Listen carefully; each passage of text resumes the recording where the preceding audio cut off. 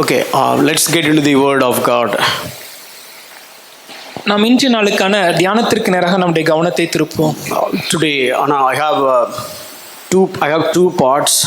இன்றைய செய்தியில ரெண்டு பகுதிகளாக நான் சொல்ல விரும்புகிறேன். I need to complete whatever the leftover, the residue of the last week's sermon, and I'm going to start a new series today. கடந்த வாரங்களில் நம்ம தியானித்த பகுதியில் கொஞ்சம் காரியங்களை இன்னும் நம்ம பார்த்து முடிக்கல. அந்த மீதமான காரியங்களை முதல்ல பார்த்து விட்டு அடுத்து இன்னொரு காரியத்தை நம்ம ஆரம்பிக்க போறோம். And the new series which I'm going to start, I don't know how many weeks we will study, but it is a very important one. அதை தொடர்ந்து இன்றிலிருந்து ஆரம்பிக்கிற அந்த தொடர் பிரசங்கத்தை நம்ம எத்தனை வாரமா தொடர்ந்து பார்க்க போறோம்னு எனக்கு தெரியல. ஆனா அது மிக முக்கியமான ஒரு காரியம். அதை நம்ம தொடர்ந்து தியானிக்க தேவன் உதவி செய்வார். And also when it comes to this series of sanctification, the teaching on sanctification, if you have missed any week, please go back and listen that audio or maybe in a YouTube video. நாம் கடந்த வாரங்களில் தியானித்து கொண்டிருக்கிற இந்த பரிசுத்தமாகுதல் என்கிற இந்த காரியத்தில் ஏதாவது ஒரு வாரம் நீங்கள் கேட்க தவறிவிட்டீங்கன்னா தயவு செய்து அந்த ஆடியோவை நீங்கள் திரும்ப கேளுங்க. இல்லை அது காரியங்கள் யூடியூப்லேயும் இருக்கும், நீங்கள் கேட்டிங்கன்னா அது பிரயோஜனமாக நம்முடைய வாழ்க்கைக்கு காணப்படும். Okay, we have been preaching the gospel. நாம் தொடர்ச்சியாக இந்த சுவிசேஷத்தை பிரசங்கித்துக் கொண்டிருக்கிறோம். And we all know that it is a fivefold gospel. நாம் நன்கு அறிந்திருக்கிறபடி இது 5 சாராம்சம் கொண்ட சுவிசேஷம். And in the fivefold gospel we are dealing the sinless life of Jesus Christ. இதில் குறிப்பாக இப்பொழுது இந்த 5 சாராம்சங்களை இயேசு கிறிஸ்துவின் பாவமில்லாத வாழ்க்கையை குறித்து தியானிக்கிறோம். And while we are dealing that, I mean, we came to know about love. We were studying about love. இயேசுவின் பாவமில்லாத வாழ்க்கையை குறித்து தியானிக்கும் போது அதுல ஒரு பகுதியாக இந்த அன்பை குறித்து நம்ம பார்க்க ஆரம்பிச்சோம். That love leads to salvation. இந்த அன்பே நம்ம இரட்சிப்புக்கு நேராக வழி நடத்தியது. And when it comes to salvation, we studied about justification. Now we are studying about the sanctification. That is what the series that we do now. இந்த இரட்சிப்பை குறித்து பார்க்கும்போது அதுல இரட்சிப்பின் முதல் பகுதியாகிய நாம் நீதிமானாக்கப்படுதல் என்கிற காரியத்தை தியானித்து விட்டு இப்பொழுது பரிசுத்தமாகுதல் என்கிற காரியத்தை நம்ம தியானித்துக் கொண்டிருக்கிறோம். So why it is very important? இது ஏன் ரொம்ப முக்கியம்? See, Romans 8:1 says, you don't have any condemnation.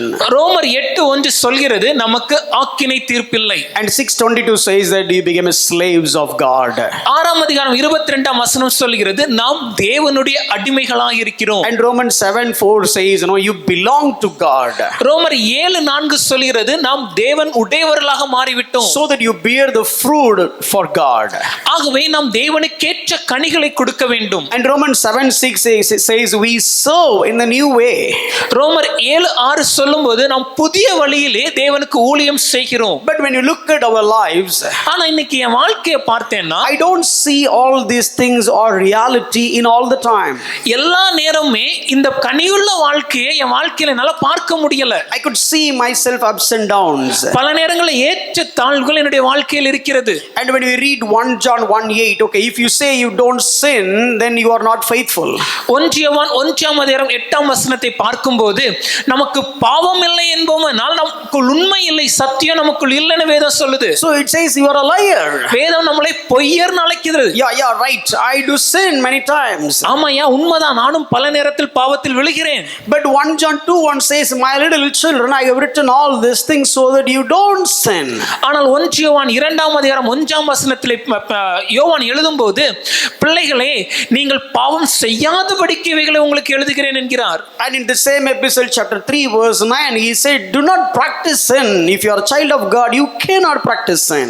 அதே போல 1 யோவான் 3:9 அதே நிருபத்தில் அவர் எழுதும்போது சொல்கிறார், நீங்கள் தேவனால் பிறந்தவர்கள், தேவனுடைய பிள்ளையா இருப்பீர்கள் என்றால் உங்களால பாவம் தொடர்ந்து செய்து கொண்டே இருக்க முடியாது.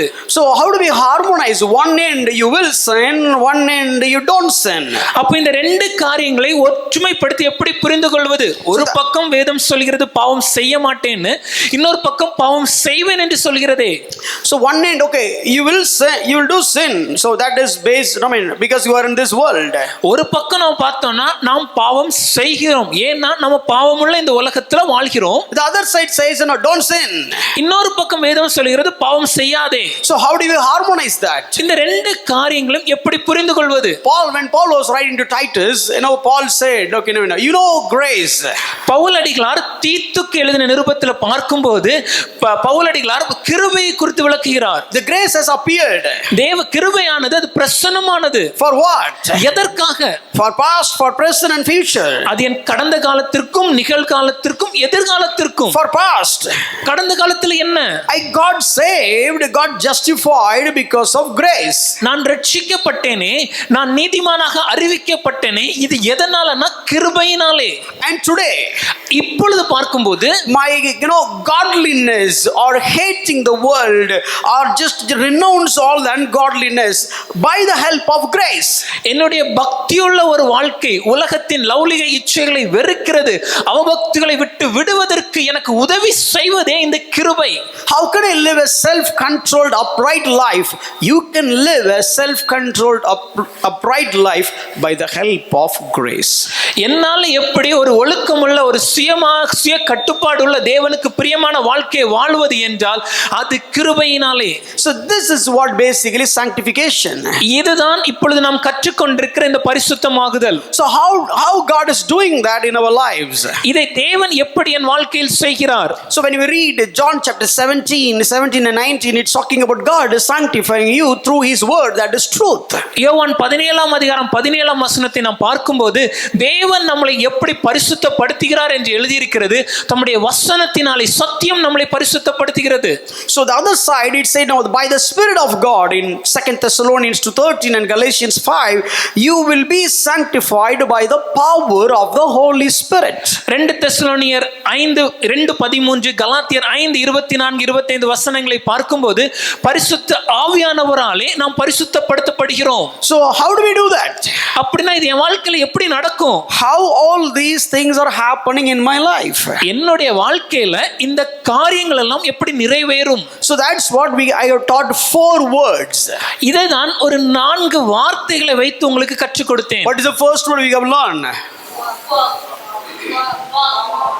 ஏன் இவ்வளவு சந்தேகமா மெதுவா சொல்றீங்க? எத்தனை வாரம் சொல்லிருப்போம் இதை. First word, what is the first word? What do you mean by walk? நடக்கிறதுனா என்ன? It's a lifestyle. அது ஒரு வாழ்க்கை முறை. It's our thinking pattern. என்னுடைய சிந்தனை தொகுப்பு. It's your direction. நான் போகிற வழிகள். Your interest. என்னோட ஆசைகள். Your destiny. என்னோட இலக்கு. So we have studied all that. இதெல்லாம் நாம் ஏற்கனவே தியானித்தோம். And the second word we have studied. அடுத்து நாம் கற்றுக்கொண்ட வார்த்தை. What is that word? No. அறிய வேண்டும். So what do you know? நான் எதை அறிய வேண்டும்? You need to know how the sin is the seducing one. இந்த பாவம் எவ்வளவு நய வஞ்சகம் உள்ளது என்பதை நான் அறிய வேண்டும். It's smiling and deceiving you. அது பார்க்க அழகாக சிரிக்கிறது மாதிரி இருந்தாலும் அதனை வஞ்சகத்திலே விளைத்தள்ளும். And it causes you slavery.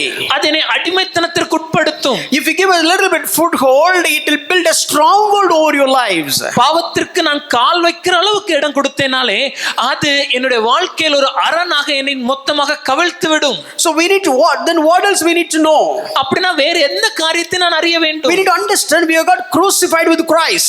ஒரு விஷயம் எனக்கு நல்லா புரியணும். என்னன்னா நான் கிறிஸ்துவோடு சிலுவையில் அறையப்பட்டேன். Died with Christ. கிறிஸ்துவோடு மரித்தேன். Buried with Christ. கிறிஸ்துவோடு அடக்கம் பண்ணப்பட்டேன். And raised with Christ with the newness of life. கிறிஸ்துவோடு எழுப்பப்பட்டேன் ஒரு புது ஜீவனுடையவனாக. So if you know that, இதை நான் அறிந்தேன் என்றால், if you got convicted with that, இதிலே என்னுடைய மனதில் இறுக்கமாக ஆழமாக உணர்ந்தேன் என்றால், how come you given for sin?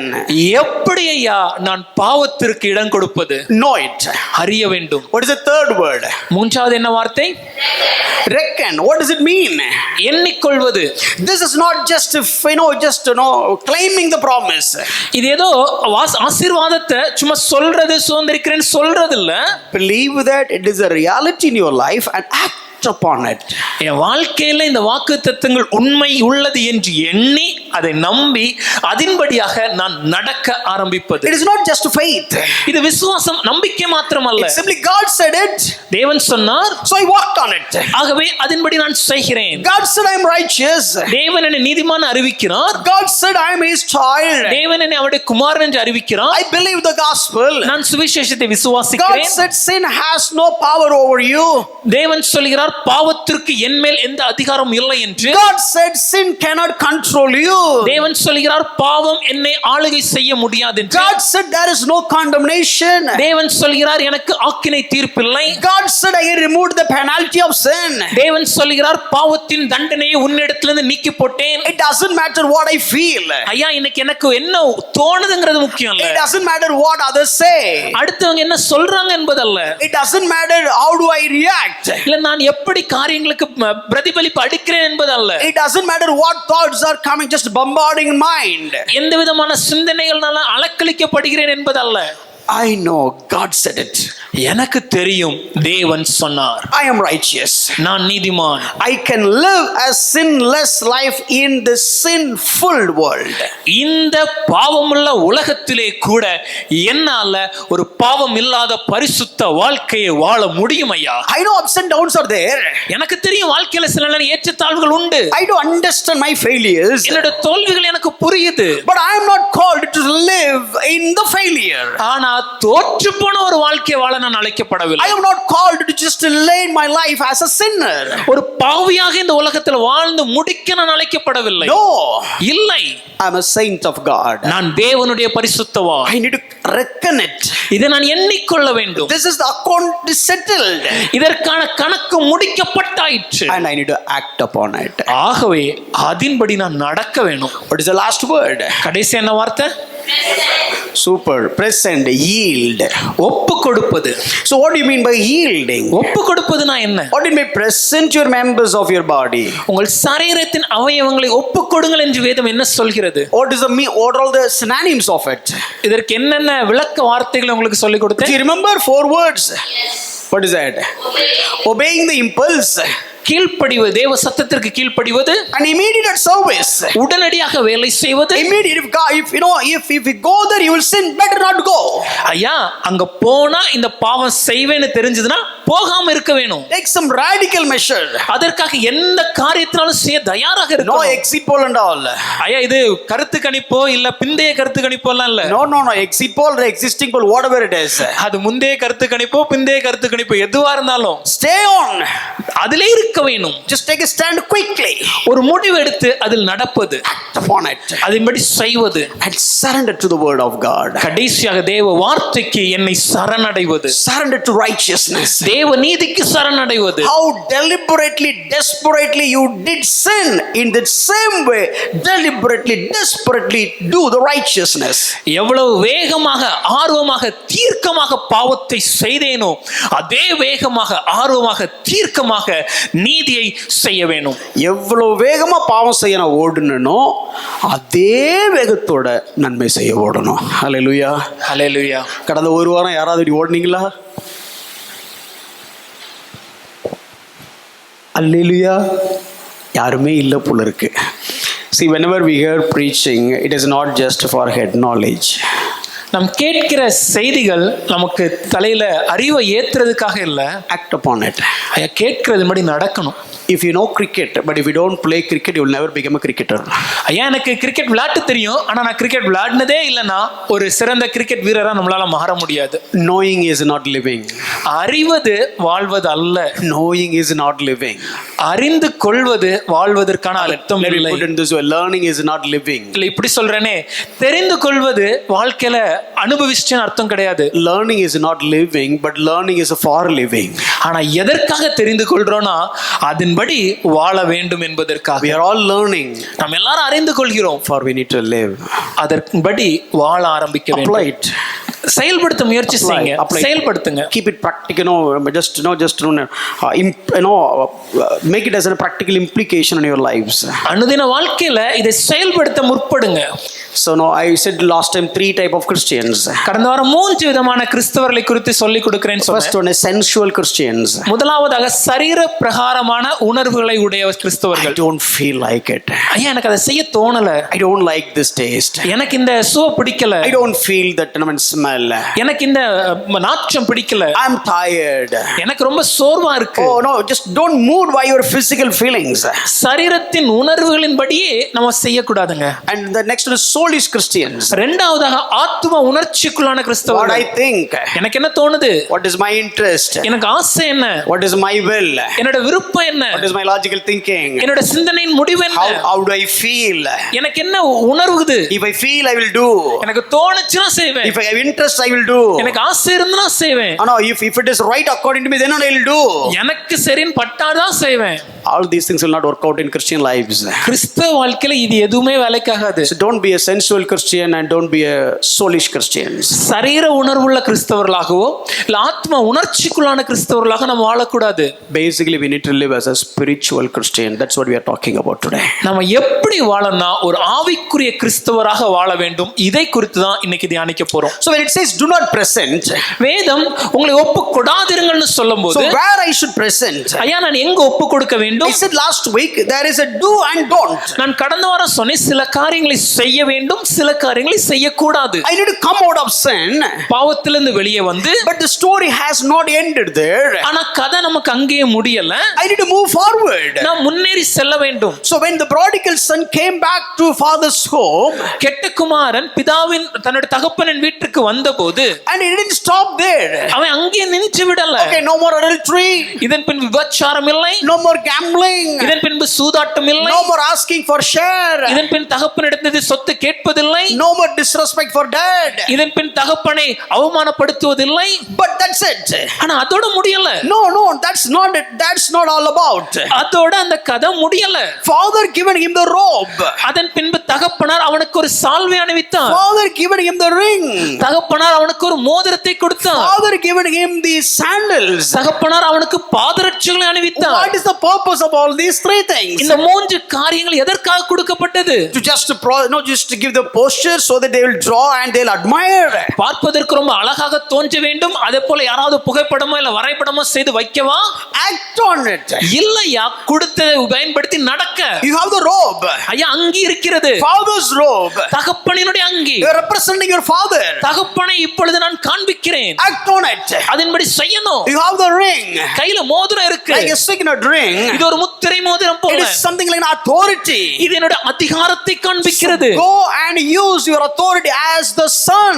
ஒரு மகனாக வெளியே சென்று தகப்பன் கொடுத்த அதிகாரத்தை பயன்படுத்த வேண்டும். No more prodigal, my dear friend. இதன் பின்னாடி கெட்ட குமாரன் இல்லையா, You are the son. நீ குமாரன். Act upon it. அதன்படி நடக்க வேண்டும். And you have the sandals. பாதரட்சைகள் கொடுக்கப்பட்டிருக்கிறது. எதற்கு? Not to sleep at the bedroom. ஐயா வீட்டுல படுக்கறையில் படுத்து தூங்குவதற்கல்ல, Not simply eat at the dining hall. இல்ல மேஜையில உட்கார்ந்து சாப்பிடல்ல.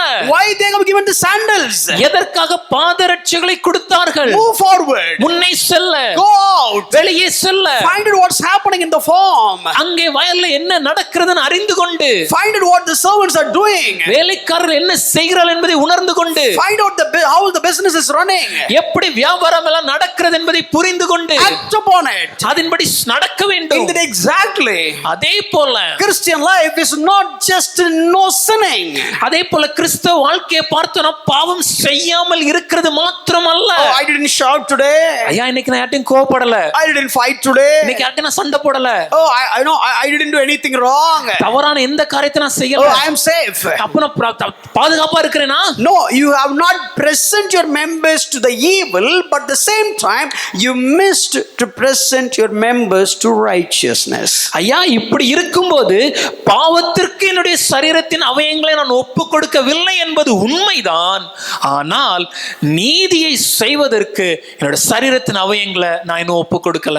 If you look at Shadrach, Meshach, Abednego's life. நம் வேதத்துல சாத்ராக் மேஷாக் ஆபேத்நேகோவின் வாழ்க்கையை பார்க்கும்போது, So I was talking about for all three type of Christians from the book of Daniel. மூன்று விதமான கிறிஸ்தவர்களை குறித்து விளக்குவதற்கு இந்த தானியேல் புத்தகத்திலிருந்து தான் உங்களுக்கு எடுத்துக்காட்டை காண்பித்தேன். When it comes to sensual Christian, I said Daniel avoided the food. சரீரத்தின் உணர்வுகளை கட்டுப்படுத்துகிற கிறிஸ்தவர்களை குறித்து சொல்லும்போது தானியேல் அந்த உணவை சாப்பிடக்கூடாது என்று தீர்மானம் பண்ணினார். And Jesus avoided that bread. இயேசுவானவர் அந்த பிசாசானவன் கொடுத்த அந்த அப்பத்தை வேண்டாம் என்று நிராகரித்தார். When devil says make the stone as the bread and eat. Of course he was hungry, but still he didn't do that.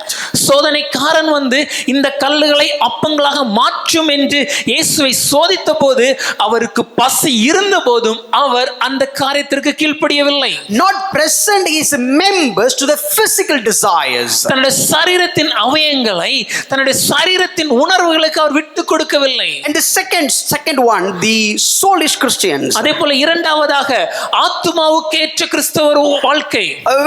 When the people came and told Daniel, okay, the word it assigned, okay, do not worship to your God. அந்த ஜனங்கள்லாம் வந்து தானியேலே ராஜாவின் முத்திரை போடப்பட்டாயிற்று, ராஜா கட்டளையிட்டாயிற்று, உன்னுடைய தேவனை நீ நோக்கி விண்ணப்பம் செய்யாதன்னு சொன்னபோது logically ஐயா யோசிச்சு பார்த்தோம்னா he would have done, okay, my God knows my heart. என் தேவனுக்கு என் இருதயம் தெரியும்பா. Why should I open the window today? Why should I pray like as he used to do? எதற்காக இன்னைக்கு பலகணிகளை திறந்து வைத்து எப்பொழுதும் ஜெபிக்கிறது மாதிரி இன்னைக்கு ஜெபிக்க வேண்டும்? இன்னைக்கு ஒரு நாள் சும்மா மனசுக்குள்ளே ஜெபம் பண்ணிக்கிறேன் sir. Today alone let me pray in my heart. என்ன God என்ன கொன்னா போட்டுறாரு இன்னைக்கு? Will God kill me for this thing? But if I do it in a public manner, the king will kill me. ஆனால் பொது வழியில நான் அதை செஞ்சேன்னா ராஜால கொன்னு போட்டுருவாரு. Logical thinking. கொஞ்சம் யோசிச்சு பார்க்கும்போது But Daniel didn't move according to his logics. தன்னுடைய யோசனையின்படி தானியேல் அங்க செயல்படல. He knows what does his word says. ஏன்னா தானியேலுக்கு தேவ வார்த்தை என்ன சொல்கிறது என்று நல்லா I தெரியும். need to worship him and him alone. நான் தேவனை மாத்திரமே அவரை மாத்திரமே ஆராதிக்க கடமைப்பட்டிருக்கிறேன். Internally or externally, I am called to worship him alone. உட்புறமாகவும் சரி வெளிப்புறமாகவும் சரி தேவனை மாத்திரமே ஆராதிக்க If we don't கடமைப்பட்டிருக்கிறேன். explicitly not worshiping this Lord, the understanding is I am worshiping this King Darius. வெளியரங்கமாக இப்பொழுது நான் என் தேவனை ஆராதித்து ஜெபிக்கவில்லை என்றால் அதுக்கு அர்த்தம் என்னன்னா நான் தரியு ராஜாவை ஆராதனை செய்கிறேன். My dear friends, you need to understand Christian life only light or darkness. There is no gray side. எனக்கு அன்பான திருச்சபையாரே, ஒரு காரியத்தை நம்ம நல்லா அறிந்து கொள்ள வேண்டும். கிறிஸ்தவ வாழ்க்கையில ஒன்று வெளிச்சம் இல்லைன்னா இருள். இதற்கு நடுவுல ஒரு பகுதின்னு எதுவுமே கிடையாது. Here either is black or white. There is no shadow in it in the middle. இங்கே ஒன்று அது வெள்ளையா இருக்கும் இல்லனா கருப்பா இருக்கும். நிழல் போன்ற ஒரு நிறம் இங்க நடுவுல கிடையவே கிடையாது. Look at Daniel's life. தானியேலோட வாழ்க்கையை பாருங்களேன். Daniel could have not prayed in a very explicit public manner as he used to do that. தான் எப்பொழுதுமே ஜெபித்து வந்த வண்ணமாக எல்லாரும் பார்க்கும்படியாக தானியேல் ஜெபிக்காம இருந்திருக்க முடியும். He could have prayed in a private prayer. ஒரு அந்தரங்க ஜெபத்தை அவரால் செஞ்சிருக்க முடியும் தானே. And they would have, all the satraps, they would have come and just sneaked out and just checked. Oh, Daniel, okay, he was not there. அப்ப அங்க இருக்கிற தேசாதிபதி எல்லாம் வந்து பார்த்துட்டு சரி அப்போ தானியேல் இன்னைக்கு இல்ல போலே அவங்க இல்லன்னு நினைச்சிருப்பாங்க. In his prayer room he was not there. அவன் ஜெபாரையில இன்னைக்கு இல்லையே. So he has not worshipped his God. அப்படி என்றால் தன்னுடைய தேவனை அவன் இன்று ஆராதிக்கவில்லையே. Then whom he has worshipped? அப்படினா அவன் யாரையா ஆராதிச்சிருக்கணும்? Even though he has not acknowledged that he has worshipped Darius, but still he did that internally. வெளியரங்கமாக நான் தரியு ராஜாவை தான் ஆராதிக்கிறேன் என்று தானியேல் ஒப்புக்கொள்ளாவிட்டாலும் அவனுடைய செய்கை ஜெபிக்காது இருந்தானா அது உட்புறமாக என்ன ஒரு அர்த்தத்தை காமிக்கணும்? அவன் தரியுவை தான் ஆராதிச்சானு. He is not present to the evil, but he is present himself to the right thing. அவன் தவறான தீமைக்கு தன்னுடைய சரீரத்தின் அவைகளை ஒப்பு கொடுக்கவில்லை, அவன் நீதிக்கு ஒப்பு கொடுத்தான். And the third category, மூன்றாவது பகுதி, spiritual Christians. ஆவிக்குரிய கிறிஸ்தவர்கள். Again from the same book of Daniel. மறுபடியும் இதே தானியேல் புத்தகத்தை தான் பார்க்க போகிறோம். Shadrach, Meshach, Abednego, you know the story. உங்களுக்கு நல்லா தெரியும் ஷாத்ராக் மேஷாக் ஆபேத்நேகோவுடைய கதை. So look at how did they move. அவங்க எப்படி செயல்பட்டாங்க? See, look at one is your physical senses. ஒன்று சரீரத்தின் உணர்வுகள். So now if you don't worship Nebuchadnezzar, all your physical senses will be gone. இப்போ நீங்க நேபுகாத்நேச்சாரை ஆராதனை செய்யலனா உங்க சரீரத்தின் உணர்வுகள் மொத்தமாகவே இன்னைக்கு அழிந்து விடும். Let me put it in this way. இப்படி சொல்றேனே. No, I mean the touch, the feeling of touch. தொடுகிற அந்த உணர்வு. வேணா உள்ள போகாத புத்துரும். It's fire. If I go inside, it will be burnt. And the eye will say, கண்ணு சொல்லும், hey, if you go inside, I'll be gone. நீ உள்ள போனா நான் எரிஞ்சிருவேனேப்பா. And your tongue will say, நாக்கு சொல்லும், if you go inside, then you cannot taste any mutton biryani or chicken biryani, you're gone. இந்த நெருப்புக்குள்ள போயிட்டேன்னா இனி மட்டன் பிரியாணியும் கிடையாது, சிக்கன் பிரியாணியும் கிடையாது, நீயே போயிருவ. So physical senses said, okay, my dear friends, don't go. சரீர உணர்வுகள் சொல்லும், எனக்கு அன்பானவர்களே போகாதீங்க. And the soul is Christians. ஆத்துமா கேட்ட Now the கிறிஸ்தவர்கள், soul will say, அந்த ஆத்துமா சொல்லும், hey Shadrach, Meshach, Abednego, Shadrach Meshach ஆபேத்நேகோவே, now only you got the promotion. இப்பதான் உங்களுக்கு பதவி உயர்வு At a கிடைச்சிருக்கு. very young age, சின்ன வயசு, life is getting settled. வாழ்க்கையில இப்ப செட்டில் ஆக வேண்டிய வயசு. Don't take risk. எந்த ஆபத்துலாம் எடுக்காதீங்க. You know the God of Jewish is so love. உங்களுக்கு தெரியும் யெகோவா தேவன், யூதர்களின் தேவன், அவர் ரொம்ப அன்பான தேவன். Simply put an apology mail and finish it. எல்லாத்தையும் பண்ணிட்டு பின்னாடி தேவனுக்கு ஒரு சாரின்னு சொல்லி முடிச்சிரு. Just a few seconds, no. சில நொடிகள் தானே, Just a few moments, everything will be over. சில நொடிகள் பண்ணிட்டு முடிச்சிர வேண்டியதானே. From tomorrow onwards, you will live your own life. நாளையில இருந்து நீ தேவனுக்கு ஏற்ற பிள்ளையா வாழ்ந்துரு. You will safeguard yourself. உன்னை காப்பாத்திக் கொள்ளலாம். Logical thinking. ஒரு நல்ல யோசனை. And what this man's spirit would have said. ஆனால் இந்த மனிதனின் ஆவி உள்ள என்ன சொல்லியிருக்கணும்? You all know, no, we are all chicken, no, we are all trained being. நம்மளாம் நன்கு அறிந்திருக்கோம், நமக்குள்ள 3 விதமான நபர்கள் இருக்கிறார்கள். No, body, soul, spirit. ஆவி, ஆத்துமா, சரீரம். If you go into the fire, body will be gone. நீங்க நெருப்புக்குள்ள போனீங்கன்னா சரீரம் அவ்வளவுதான் முடிஞ்சது. If you get into the fire, your soul will also gone. அதே போல நெருப்புக்குள்ள போன உடனே நம்முடைய ஆத்துமாவும் முடிஞ்சிரும். So better please, one time say no. ஆகவே தயவு செய்து இந்த ஒரு முறை முடியாதுன்னு சொல்லிருங்க. They are not ruled by their body. ஆனால் அவர்களோ சரீரத்தினால் ஆளுகை செய்யப்படல. They are not ruled by their emotional intellect or will. அவர்களோ தங்களுடைய ஆத்துமாவுக்கேற்ற உணர்ச்சிகளோ இல்லனா சிந்தனைகளோ இல்லனா விருப்பங்களோ ஆளுகை செய்யப்படல. The spirit ruled their bodies and soul. அவங்களுடைய ஆவி அவங்களுடைய ஆத்துமாவையும் சரீரத்தையும் ஆளுகை செய்தது. Look at Daniel chapter 3 verse 28. Daniel 3:28 வாசியுங்க. The verse says, இந்த வசனம் சொல்கிறது, and yielded up their bodies rather than serve and worship any god except their own God. தங்கள் சரீரங்களை ஒப்பு கொடுத்ததினால அவர்கள் தங்களுடைய தேவனை தவிர வேறொரு தேவனை சேவித்து பணியவில்லை. So ready to die. மரிக்கிறதுக்கும் ஆயத்தம். If you go inside the fire, ஐயா நெருப்புக்குள்ள போனேனா as a spirit you are gone. As a spirit you are gone. ஒரு உங்களுடைய ஆவி அதோட முடிஞ்சிரும். You die in this world, you are dying. இந்த உலகத்துல நீங்க அதோட மரித்து விட்டீர்கள். No, your existence in this world is over. இந்த உலகத்துல உங்களுடைய வாழ்க்கைக்கு அன்னைக்கு தான் கடைசி நாள். No more Babylon. இதுக்கு பின்பு பாபிலோன் கிடையாது. No more life. இதுக்கு பின்பு வாழ்க்கையே இல்ல. Nothing. எதுவும் இல்ல. But still, ஆனாலும் the spirit is ruled all over themselves. அந்த அவங்களுக்குள்ள இருந்த ஆவி அவர்களை ஆளுகை செய்தது. Determination. ஐயா இது ஒரு தீர்க்கமான முடிவு. Present themselves to God. தங்களை தேவனுக்கு ஒப்பு கொடுக்கிறது. Exactly the same thing when it comes to Matthew 4:8. இதே காரியத்தை மத்தேயு 4:8 வசனத்திலும் பார்க்கிறோம். Devil came, சோதனைக்காரன் வருகிறான், telling to Jesus, இயேசுவிடம் சொல்லும்போது, I'll give you everything. சகலத்தையும் உமக்கு தருவேன். My requirement is not so hard. அதற்கு நான் உங்கள்ட்ட இருந்து கேட்கறது ரொம்ப கஷ்டமானதெல்லாம் இல்ல. If you just fall down and worship me. சாஷ்டாங்கமா விழுந்து என்ன பணிந்து கொண்டா போதும். Worship is related to spirit. ஐயா ஆராதனை என்பது நமக்கு ஆவிக்குரிய வாழ்க்கையை குறித்து. Worship is basically related to the relationship with God. தேவனோடு உள்ள உறவை குறிப்பதே இந்த ஆராதனை. You sacrifice that thing, everything will be over. அந்த ஒரு விஷயத்தை மட்டும் தியாகம் பண்ணிர எல்லாம் சரியாயிரும். But Jesus said, ஆனால் இயேசு சொன்னார், get away Satan from me. எனக்கு பின்னே செல் என்று சொல்லி சாத்தானை தள்ளி. That is what a spiritual Christian. இப்படிதான் ஒரு ஆவிக்குரிய கிறிஸ்தவ வாழ்க்கை இருக்கணும். Okay my dear friend, if you want to get sanctified, எனக்கு அன்பான திருச்சபையாரே, நீங்கள் பரிசுத்தமாக வேண்டும் என்றால் I said first walk. முதலாவதா நடக்க வேணும்னு சொன்னேன். And second I said no. இரண்டாவது அறிய வேண்டும். Third I said reckon. எண்ணிக்கொள்ள வேண்டும். Fourth, நான்காவது present. ஒப்பு கொடுக்க வேண்டும். What do you mean by present in a very practical practical way. இந்த ஒப்பு கொடுக்கிறது என்பதை ரொம்ப எளிமையா அனுதின நடைமுறை வாழ்க்கையில எப்படி சொல்வது? I explain from the scriptures. வேத சத்தியங்கள் எல்லாம் உங்களுக்கு விளக்கி விட்டேன். But let me tell you very practical way. அனுதின வாழ்க்கைக்கு ஏற்றவாறு நான் விளக்குறேன். It is something like, do not present means do not yield. ஒப்பு கொடாதிருங்கள் சொன்னா ஐயா இதுக்கு நான் விட்டு கொடுக்க கூடாதுன்னு அர்த்தம். அது அப்படியே கொஞ்சம் மாத்தி பார்த்தோம் அப்படின்னா if you look at it in the other way, control. நான் காத்துக்கொள்வது, கண்ட்ரோல், கட்டுப்படுத்துவது. Control your self. நான் என்னை கட்டுப்படுத்த வேண்டும். It is basically self control. இது என்னுடைய கட்டுப்பாடை குறித்தது. So do not present means self control. ஒப்பு கொடாதிருங்கள்னு சொல்லும்போது நான் சுய கட்டுப்பாடு உடையவனாக இருக்க வேண்டும். Read 1 Corinthians 9:25. 1 கொரிந்தியர் 9:25 சொல்லும்போது this is talking about the people those who are going for the race.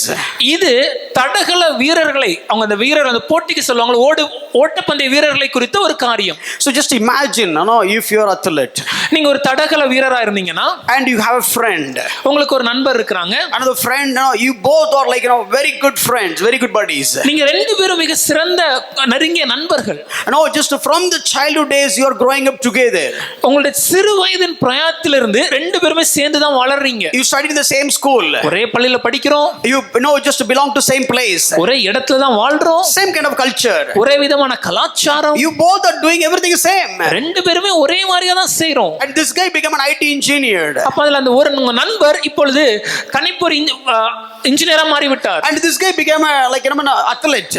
இன்னொரு நபர் அது ஓட்டப்பந்தய வீரரா மாறி விட்டார். Now even though you came from the same background, ரெண்டு பேரும் ஒரே பின்னணியில இருந்து வந்தாலும், same schooling, same college, everything is same. ஒரே பள்ளி, ஒரே கல்லூரி எல்லாம் சரியா தான் செஞ்சீங்க. But the moment he became an athlete, ஆனால் எந்த நொடி இவன் ஓட்டப்பந்தய வீரராக மாறினாரோ, his lifestyle will get changed. அதிலிருந்து இருந்து அவர் வாழ்க்கை முறையே மாறும். He cannot eat what you eat. நீங்க சாப்பிடுற எல்லா சாப்பாட்டையும் இந்த பந்தய வீரரால சாப்பிட முடியாது. He cannot sleep the way you sleep. நீங்க தூங்குற மாதிரி இவரால தூங்க முடியாது. No, he has to go out for the practice. அவர் அதிகாலையில எழுந்து பயிற்சிக்கு செல்ல வேண்டும். He has to work out. தன்னுடைய உடலை அதற்காக செயல்படுத்த வேண்டும். Nothing will happen if he doesn't go for practice. அவர் பயிற்சிக்கு செல்லனா ஒண்ணுமே ஆகாது. Nothing will happen if he eats so much junk. நிறைய தீனி பண்டங்கள் அவர் சாப்பிட்டா அவருக்கு ஒண்ணுமே ஆகாது. He will not die. அவர் மரிக்க மாட்டார். He will live. வாழதான் செய்வார். But the problem is, ஆனா பிரச்சனை என்னன்னா, even though he has a choice to eat anything and everything, but still he will not make the choice. எதை வேணும்னாலும் எல்லாவற்றையும் சாப்பிடுவதற்கான அதிகாரம் அவருக்கு இருந்தாலும் அந்த தேர்வை அவர் தேர்ந்தெடுக்க மாட்டாரு. Because he is an athlete. ஏனென்றால் அவர் ஒரு பந்தய வீரர். Both will go to the restaurant. ரெண்டு பேருமே உணவு விருந்துக்கு செல்வாங்க. He will order all the fried items. அந்த நண்பர் எல்லா விதமான பொரிப்பு எல்லாத்தையும் ஆர்டர் பண்ணலாம். He cherished in those things. அதெல்லாம் சாப்பிட்டு கழிக்கலாம். But this guy will take a juice. ஆனா இந்த மனுஷனோ ஒரு juice குடிப்பார். Who is asking him? யாரு கேட்டா அவரை? Who is stopping him? யார் அவரை தடுத்தா? Who is stopping him not to eat this junk food? இந்த தீனி பண்டங்களையோ இல்ல இந்த பொரிப்பு ஐட்டங்களையோ சாப்பிடுறதுக்கு இவரை தடுத்தது யாரு? This is not a crime. ஐயா இது குற்றம் இல்லையே. Nobody will kill you. யாருமே உங்களை வந்து கொல்ல மாட்டாங்க. No, you have all the rights. உங்களுக்கு எல்லா அதிகாரமும் இருக்கு. But still, ஆனாலும் he determined he wanted to live as an athlete. அவர் ஒரு முடிவு செஞ்சிருக்கிறாரு, நான் ஒரு ஓட்ட பந்தய வீரராக வாழ வேண்டும் என்று. This is what present yourself.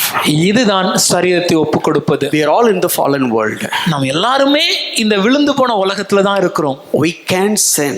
நம்மளால பாவம் செய்ய முடியும். Opportunities are there. அதற்கான வாய்ப்புகளும் இருக்கு. God will not just jump before you and will kill you when you are sinning. நீங்க பாவம் செஞ்ச உடனே தேவன் உங்களுக்கு முன்னாடி வந்து உங்களை கொன்று விடல மாட்டாரு. அப்படி கொன்றுக்கணும்னா நான் எப்போ செத்துக்கணும்? If that is how God will act, then I would have died so long ago. அப்படியா அப்படினு பார்க்கற நீங்க எப்போ செத்துக்கணும்? And maybe you are wondering if that is going to be the case, you will also be not here. Hello புரியுதா? Can you understand that? We are all failing. நாம் எல்லாரும் தவறுகிறோம். We all have failures. நாம் எல்லாருக்குமே தோல்விகள் உண்டு. But the problem is, ஆனா பிரச்சனை என்னன்னா, when I reckon myself as a child of God, தேவனுடைய புத்திரனாக நான் என்னை எண்ணிக்கொள்ளும் போது, since that guy decided to live as an athlete, அந்த மனுஷன் ஒரு ஓட்டப்பந்தய வீரனாக வாழணும்னு முடிவு செஞ்சனால, since he wanted to maintain his weight, தன்னுடைய எடையை சரியாக பாதுகாக்கணும் பேணணும் முடிவு செஞ்சனால, since he wants to maintain his speed, தன்னுடைய வேகத்தை கண்டிப்பாக அதை சீராக வைத்திருக்க வேண்டும் என்று முடிவு செய்ததனால, decided and determined and live a self-controlled life. அவன் முடிவு செய்து தீர்க்கமாக அதற்கேற்ற ஒரு சுய கட்டுப்பாடான வாழ்க்கையை வாழ ஆரம்பிக்கிறார். Exactly, this is an athletic term. இது வேதத்துல பார்க்கும்போது உண்மையாகவே ஒரு பந்தய வீரர்களுக்கான வார்த்தை. When Paul was using self control, Pavul இந்த இச்சடக்கமா இருங்கள்னு சொல்லும்போது he used, he portrayed this image in his mind. தன்னுடைய மனதுல இந்த படத்தை வைத்து தான் அவர் எழுதியிருக்க வேண்டும். So this is something like, if you are in a wrestling or in a boxing, ஒருவேளை நீங்கள் குத்துச்சண்டை வீரராக இருப்பீர் என்றால், if you have the strong punch on your eyebrow and eye, உங்களுடைய மிக வேகமான வலிமையான உங்களுடைய பஞ்சை உங்களுடைய கண் இமைகளுக்கும் கண்களுக்கும் இடையே நீங்க குத்துனீங்கன்னா, so in a few seconds you cannot do anything. ஒரு சில நொடிகளுக்கு எதையுமே நம்மளால செய்ய முடியாது. Every nerve in your body will be shaken for a few seconds. சரீரத்தில் உள்ள சகல நரம்புகளும் ஒரு சில நிமிடங்களுக்கு அது பிரமிப்படைந்து நிற்கும். Such a hard punch. அவ்வளவு வேகமாக ஒரு குத்து. You know what Paul says? Pavul என்ன சொல்றார் தெரியுமா? Give that punch to yourself. இப்படிப்பட்ட ஒரு குத்து நீங்க உங்க சரீரத்துக்கு கொடுங்க. இப்படிப்பட்ட ஒரு குத்து, இப்படி ஒண்ணு ஒடுக்கு. You control yourself like this. இப்படி நான் சொன்ன உடனே நாளைக்கு போயிட்டு டப்பு டப்புன்னு உங்களே அடிச்சுக்காதீங்க, நேத்து பாஸ்டர் பிரசங்கம் பண்ணாரு, அது இல்ல meaning. So because of this, don't go tomorrow and slap yourself. Okay, that's not the meaning of this passage. I'm not joking. There is a practice in other religion in that kind of living. ஏன் அதை நான் அதை வேடிக்கையா சொல்லல, வேறு சில மதங்கள்ல தங்களை ஒடுக்குவதற்காக தங்களை காயப்படுத்துறாங்கிறது நடக்குது. Wound yourself and control yourself. உன்னையே காயப்படுத்தி கொண்டு உன்னை கட்டுப்படுத்துன்னு சொல்லுவாங்க. No, அது இல்லையா, வேதம் அதை சொல்லல. this is Paul says, do not present your members to the body. Pavul சொல்லும்போது உங்கள் சரீரங்களை பாவத்திற்கேற்றதற்கு உங்க அவயங்களை விட்டு கொடுத்துறாதீங்க. I use this illustration many times, but I will be say that again. பலமுறை இந்த எடுத்துக்காட்டை நான் சொல்லி இருக்கிறேன், நான் மறுபடியும் ஒரு விஷயம் சொல்ல There விரும்புகிறேன். was a man now working on the fields.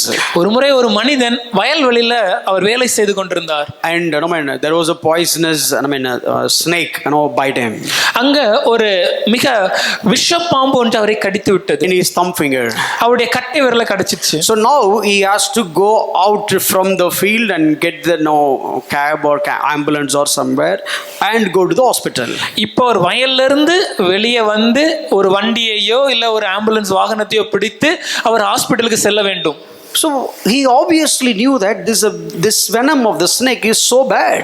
அந்த மனுஷனுக்கு நல்லா தெரியும் இந்த பாம்போட நச்சுத்தன்மை இது மிக கொடுமையானது. So if I go there from here to there, I am gone. இங்க இருந்து நான் மருத்துவமனைக்கு செல்ற வழியில கண்டிப்பா மரித்து விடுவேன். I need to save my life. இப்போ என் வாழ்க்கை என் ஜீவனை நான் So காப்பாற்றணும். what immediately I can do? அப்ப உடனே நான் என்ன செய்ய முடியும்? You know what he did immediately? அவர் என்ன செஞ்சார் தெரியுமா? He took the knife and cut the finger. தன்னுடைய கத்தியை எடுத்து தன்னுடைய விரலை வெட்டி விட்டார். It was a painful.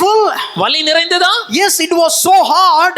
ஆமா, அது ரொம்ப கஷ்டமான வலி. But he saved his life. ஆனா அவர் தன் ஜீவனை காப்பாற்றி விட்டார். That is a radical measure. அது ரொம்ப கடினமான ஒரு முடிவு. Sometimes when you take the radical steps, it feel like a pain and embarrassing.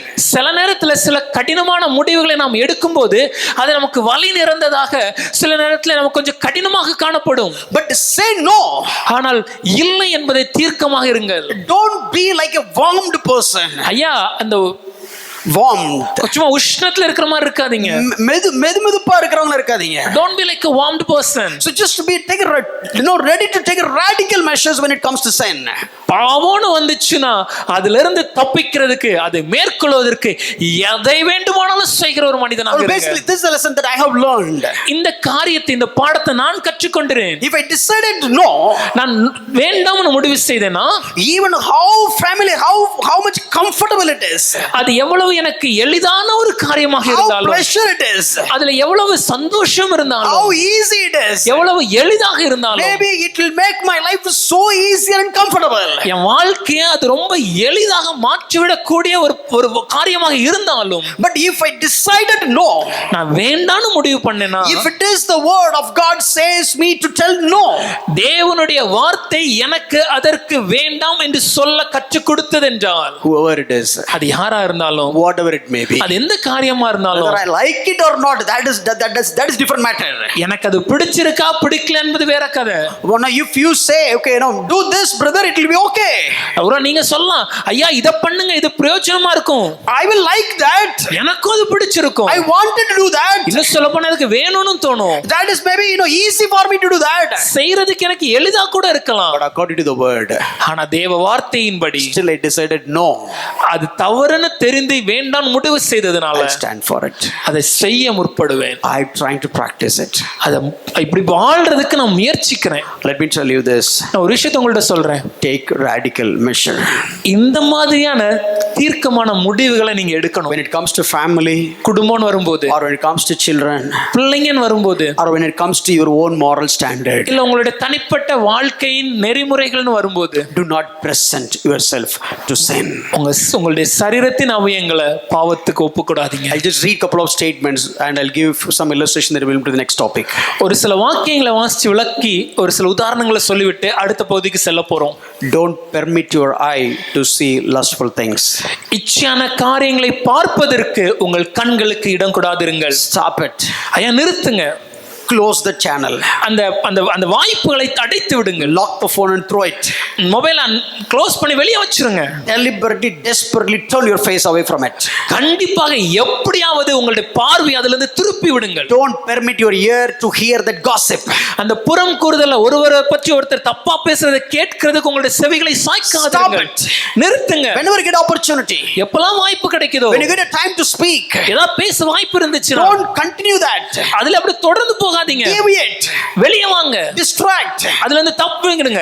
Deliberately make a step out of it. கஷ்டமா இருந்தாலும் ஒரு முடிவு எடுங்க. அதை நான் கேட்க மாட்டேன். Sometimes you want to speak something, sometimes you want to say something which is not right. சில நேரம் எதையாவது பேசணும், இது எப்படியாவது சொல்லணும்னு தோணும், ஆனா அது தவறுன்னு நமக்கே தெரியும். Don't permit your tongue to speak anything untruth. பொய்யான எந்த காரியத்தையும் பேசுவதற்கு உங்கள் நாவிற்கு இடம் கொடாதிருங்கள். No, keep these principles into practices. ஐயா இந்த காரியங்களை இதெல்லாம் ஒரு விதிகள் மாதிரி உங்க வாழ்க்கையில அனுபவமா மாற்றுங்க. கத்தணும் போல தோணுச்சுன்னா அந்த இடத்துல விட்டு போயிருங்க. You want to shout at someone, please leave that place. Leave that place. அந்த இடத்தை விட்டு வெளியே போயிருங்க. அப்புறம் பாத்துக்கலாம். Let's deal it later. அப்புறம் பாத்துக்கலாம். Let's deal it later. If you want to say something and it is on in front of you, உங்க ஏதாவது சொல்ல விரும்புறீங்க, அது உங்களுக்கு முன்னாடி அப்படி இருக்குது. No, if you want to see something and which is on in front of you, மன்னிக்கவும், நீங்க ஒரு காரியத்தை பார்க்கணும்னு நினைக்கிறீங்க, அது உங்களுக்கு முன்னாடி இருக்குதுன்னா, and you know it is wrong, அது தவறுன்னு உங்களுக்கு தெரியும் போது, you feel like seeing, பார்க்கணும்னு தோணலாம், you want to see, அதை பார்க்கணும்னு உணரலாம், you want to tell it, அதை பார்க்கணும்னு தோணலாம், you want to know, you want to see it deliberately, அதை பார்க்கணும்னு உங்க எல்லா விதமான உணர்ச்சிகளும் உங்களை ஊக்கப்படுத்தலாம். let me tell you, ஒரு விஷயத்தை சொல்றேன் பிரதர், அது அப்படியே பார்க்க கூடாதுன்னு எனக்கு தோணுச்சுனா போவேன் பிரதர் அப்படினா ஒரு காலம் போவே முடியாது. Maybe if you say, brother, if I felt like I don't want to see it, then I will move away. If that is the case, we will never do it. Take a strong step. ஒரு தீர்க்கமான முடிவு. Let me go out. இதில இருந்து நான் வெளியே செல்ல வேண்டும். And whenever, if you done something wrong, ஏதாவது தவறு செய்து விட்டோம்னா, and if you want to ask apology, அதுக்கு மன்னிப்பு கேட்கணும்னு தோணுச்சுனா, and you feel so embarrassed, கேட்டா என்ன நினைப்பாங்கன்னு கூச்சமா இருந்தா, oh, what will happen to my reputation? ஐயா என்னோட மதிப்பு என்ன ஆகுது? How can I go and tell that, okay, this mistake I done, brother? நான் வெளியே போயிட்டு, ஐயா இந்த தப்பை நான் செஞ்சிட்டேன்னு எப்படி சொல்றது? How can I say sorry to this person? எப்படி இந்த நபர்ட்ட போயிட்டு தவறு செஞ்சிட்டேன்னு சொல்றது? How can I go and tell this to my wife? எப்படி நான் போயிட்டு என் மனைவிட்ட இந்த தவறை சொல்றது? How can I go back? How can I go and ask this to my children? எப்படி நான் இந்த என் பிள்ளைகள்ட்ட மன்னிப்பு கேட்கிறது? My ego is stopping me. என்னுடைய ஈகோ என்ன தடுக்குதே. How can I go and do that? எப்படி நான் போய் செய்யறது? Very simple. ரொம்ப எளிதா சொல்லணும்னா, get up from your chair, அந்த இருக்கையில இருந்து எழுந்து, go to that person straight away, நேரா அந்த மனுஷிட்ட போயிட்டு, look at their face, அவங்க முகத்தை பார்த்து, tell them that அவங்கள்ட்ட சொல்லுங்க, I have done this thing as wrong. நான் இந்த தவறை செய்துட்டேன். It is my mistake. அது என் தப்பு தான். I'm sorry. என்ன மன்னிச்சிருங்க. Please forgive. என்ன மன்னிச்சிருங்க. Whatever you feel, that doesn't matter. நீங்க என்ன பத்தி என்ன நினைக்கிறீங்க அது முக்கியம் இல்ல. The moment you walk away, நீங்க அங்க இருந்து கிளம்பின உடனே, you have fulfilled the word of God. தேவ வார்த்தையை நீங்கள் நிறைவேற்றி You விட்டீர்கள். present yourself to righteousness. உங்கள் சரீரத்தின் அவயங்களை நீதிக்கு ஒப்புக் You கொடுக்கிறீர்கள். present yourself to righteousness. சரீரத்தின் அவயங்களை நீதிக்கு ஒப்புக் You கொடுக்கிறீர்கள். became slave to righteousness. நீதிக்கு அடிமைகளாக நீர்கள். Earlier, how so strong when it comes to the urge towards sin. முன்னே எவ்வளவு வேகமாக எவ்வளவு உற்சாகமாக பாவத்தை செய்ய விரைந்து ஓடினோமோ, in that same speed, அதே வேகம், in that same energy, அதே உற்சாகம், in that same way, அதே வழியில just go on to the righteousness. நீதியை செய்ய விரைந்தோட வேண்டும். எவ்வளவு தூரம் சண்டை போட வேகமா இருந்தீங்களோ அதே தூரம் மன்னிக்கிறதுக்கு வேகமா இருங்க. How much fast I was to get into a fight, let me be as much as fast to forgive somebody. எவ்வளவு தூரம் ஒரு விஷயத்தை மறக்கவே கூடாதுன்னு நினைச்சிருந்தீங்களோ அவ்வளவு குயிக்கா மறந்து பாருங்க. How much ever fast I've decided not to forgive and forget, that much fast I should be in forgetting those things. How much urge you have to just to justify yourself. எவ்வளவு வேகமாக நான் தப்பு செய்யலங்கிறத இந்த நீதிமானா காமிக்க முயற்சிக்கிறேனோ, No, the same way, அதே அளவு, the same speed, அதே வேகம், let it go. இல்ல இருக்கட்டும். Who is that person to sort you to appreciate me? அவர் எனக்கு பாராட்டி எனக்கு என்ன நடக்க போகுது? So have that kind of heart. இப்படிப்பட்ட ஒரு இருதயம் எனக்கு இருக்க வேண்டும். இது நம்ம செய்யணும். வேற இது it's act. I need to do it. It will not happen just like supernaturally. அது திடீர்னு அசாத்தியமா படீரப்லாம் நடந்துராது. No, when the traffic police caught you, ஒருவேளை காவல்துறை அதிகாரி நம்மளை நிறுத்துனாங்கன்னா, you can simply say that. டக்கு நம்மளால சொல்ல முடியும். So the smoke certificate today only it's got expired. ஐயா இந்த வாகன அந்த புகை சர்டிபிகேட் இன்னைக்கு தான் காலாவதி ஆச்சு. I went to the place. நான் இடத்துக்கு வர போனேன். Just checked. இப்பதான் பார்த்தேன். Sorry sir, it's closed. கடை பூட்டி இருந்துச்சு. I'll do it tomorrow. நான் நாளைக்கு பண்ணிடுவேன்.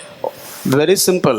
ரொம்ப எளிதா சொல்லணும்னா, and you would have said okay sir, hello சரியான்னு சொல்லிட்டு, you have saved, you thought okay you saved 10,000 rupees, 10,000 ரூபாய் நீங்க உங்களை காப்பாத்திக்கிட்டீங்க, and you feel like I'm right, செமையா செஞ்சுட்டே நினைக்கலாம். but you present yourself for slavery of sin rather than righteousness. ஆனால் உங்கள் சரீரங்களை பாவத்திற்கு நீங்கள் ஒப்பு கொடுத்து விட்டீங்க, நீதிக்கல்ல. Let me give one illustration, final illustration of this series.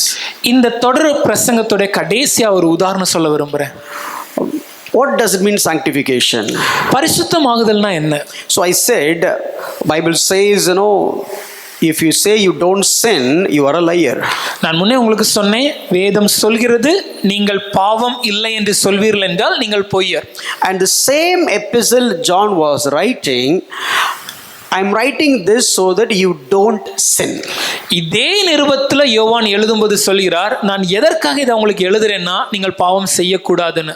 So my point is, இப்போ நான் என்ன சொல்ல வரேன்னா, so both the sides basically I'm sinning. ரெண்டு பக்கத்துலயும் பாவம் தான் இருக்கு. So let me put it in this way. இப்படி சொல்றேனே, before I got saved, பாவம் ரட்சிக்கப்படுவதற்கு முன்பு I was sinning. பாவம் செய்தேன். Right? Amen? உண்மைதானே? கைத்தி ஆமான்னா கைத்தி கட்டுங்க. Right, okay. இப்போ next question.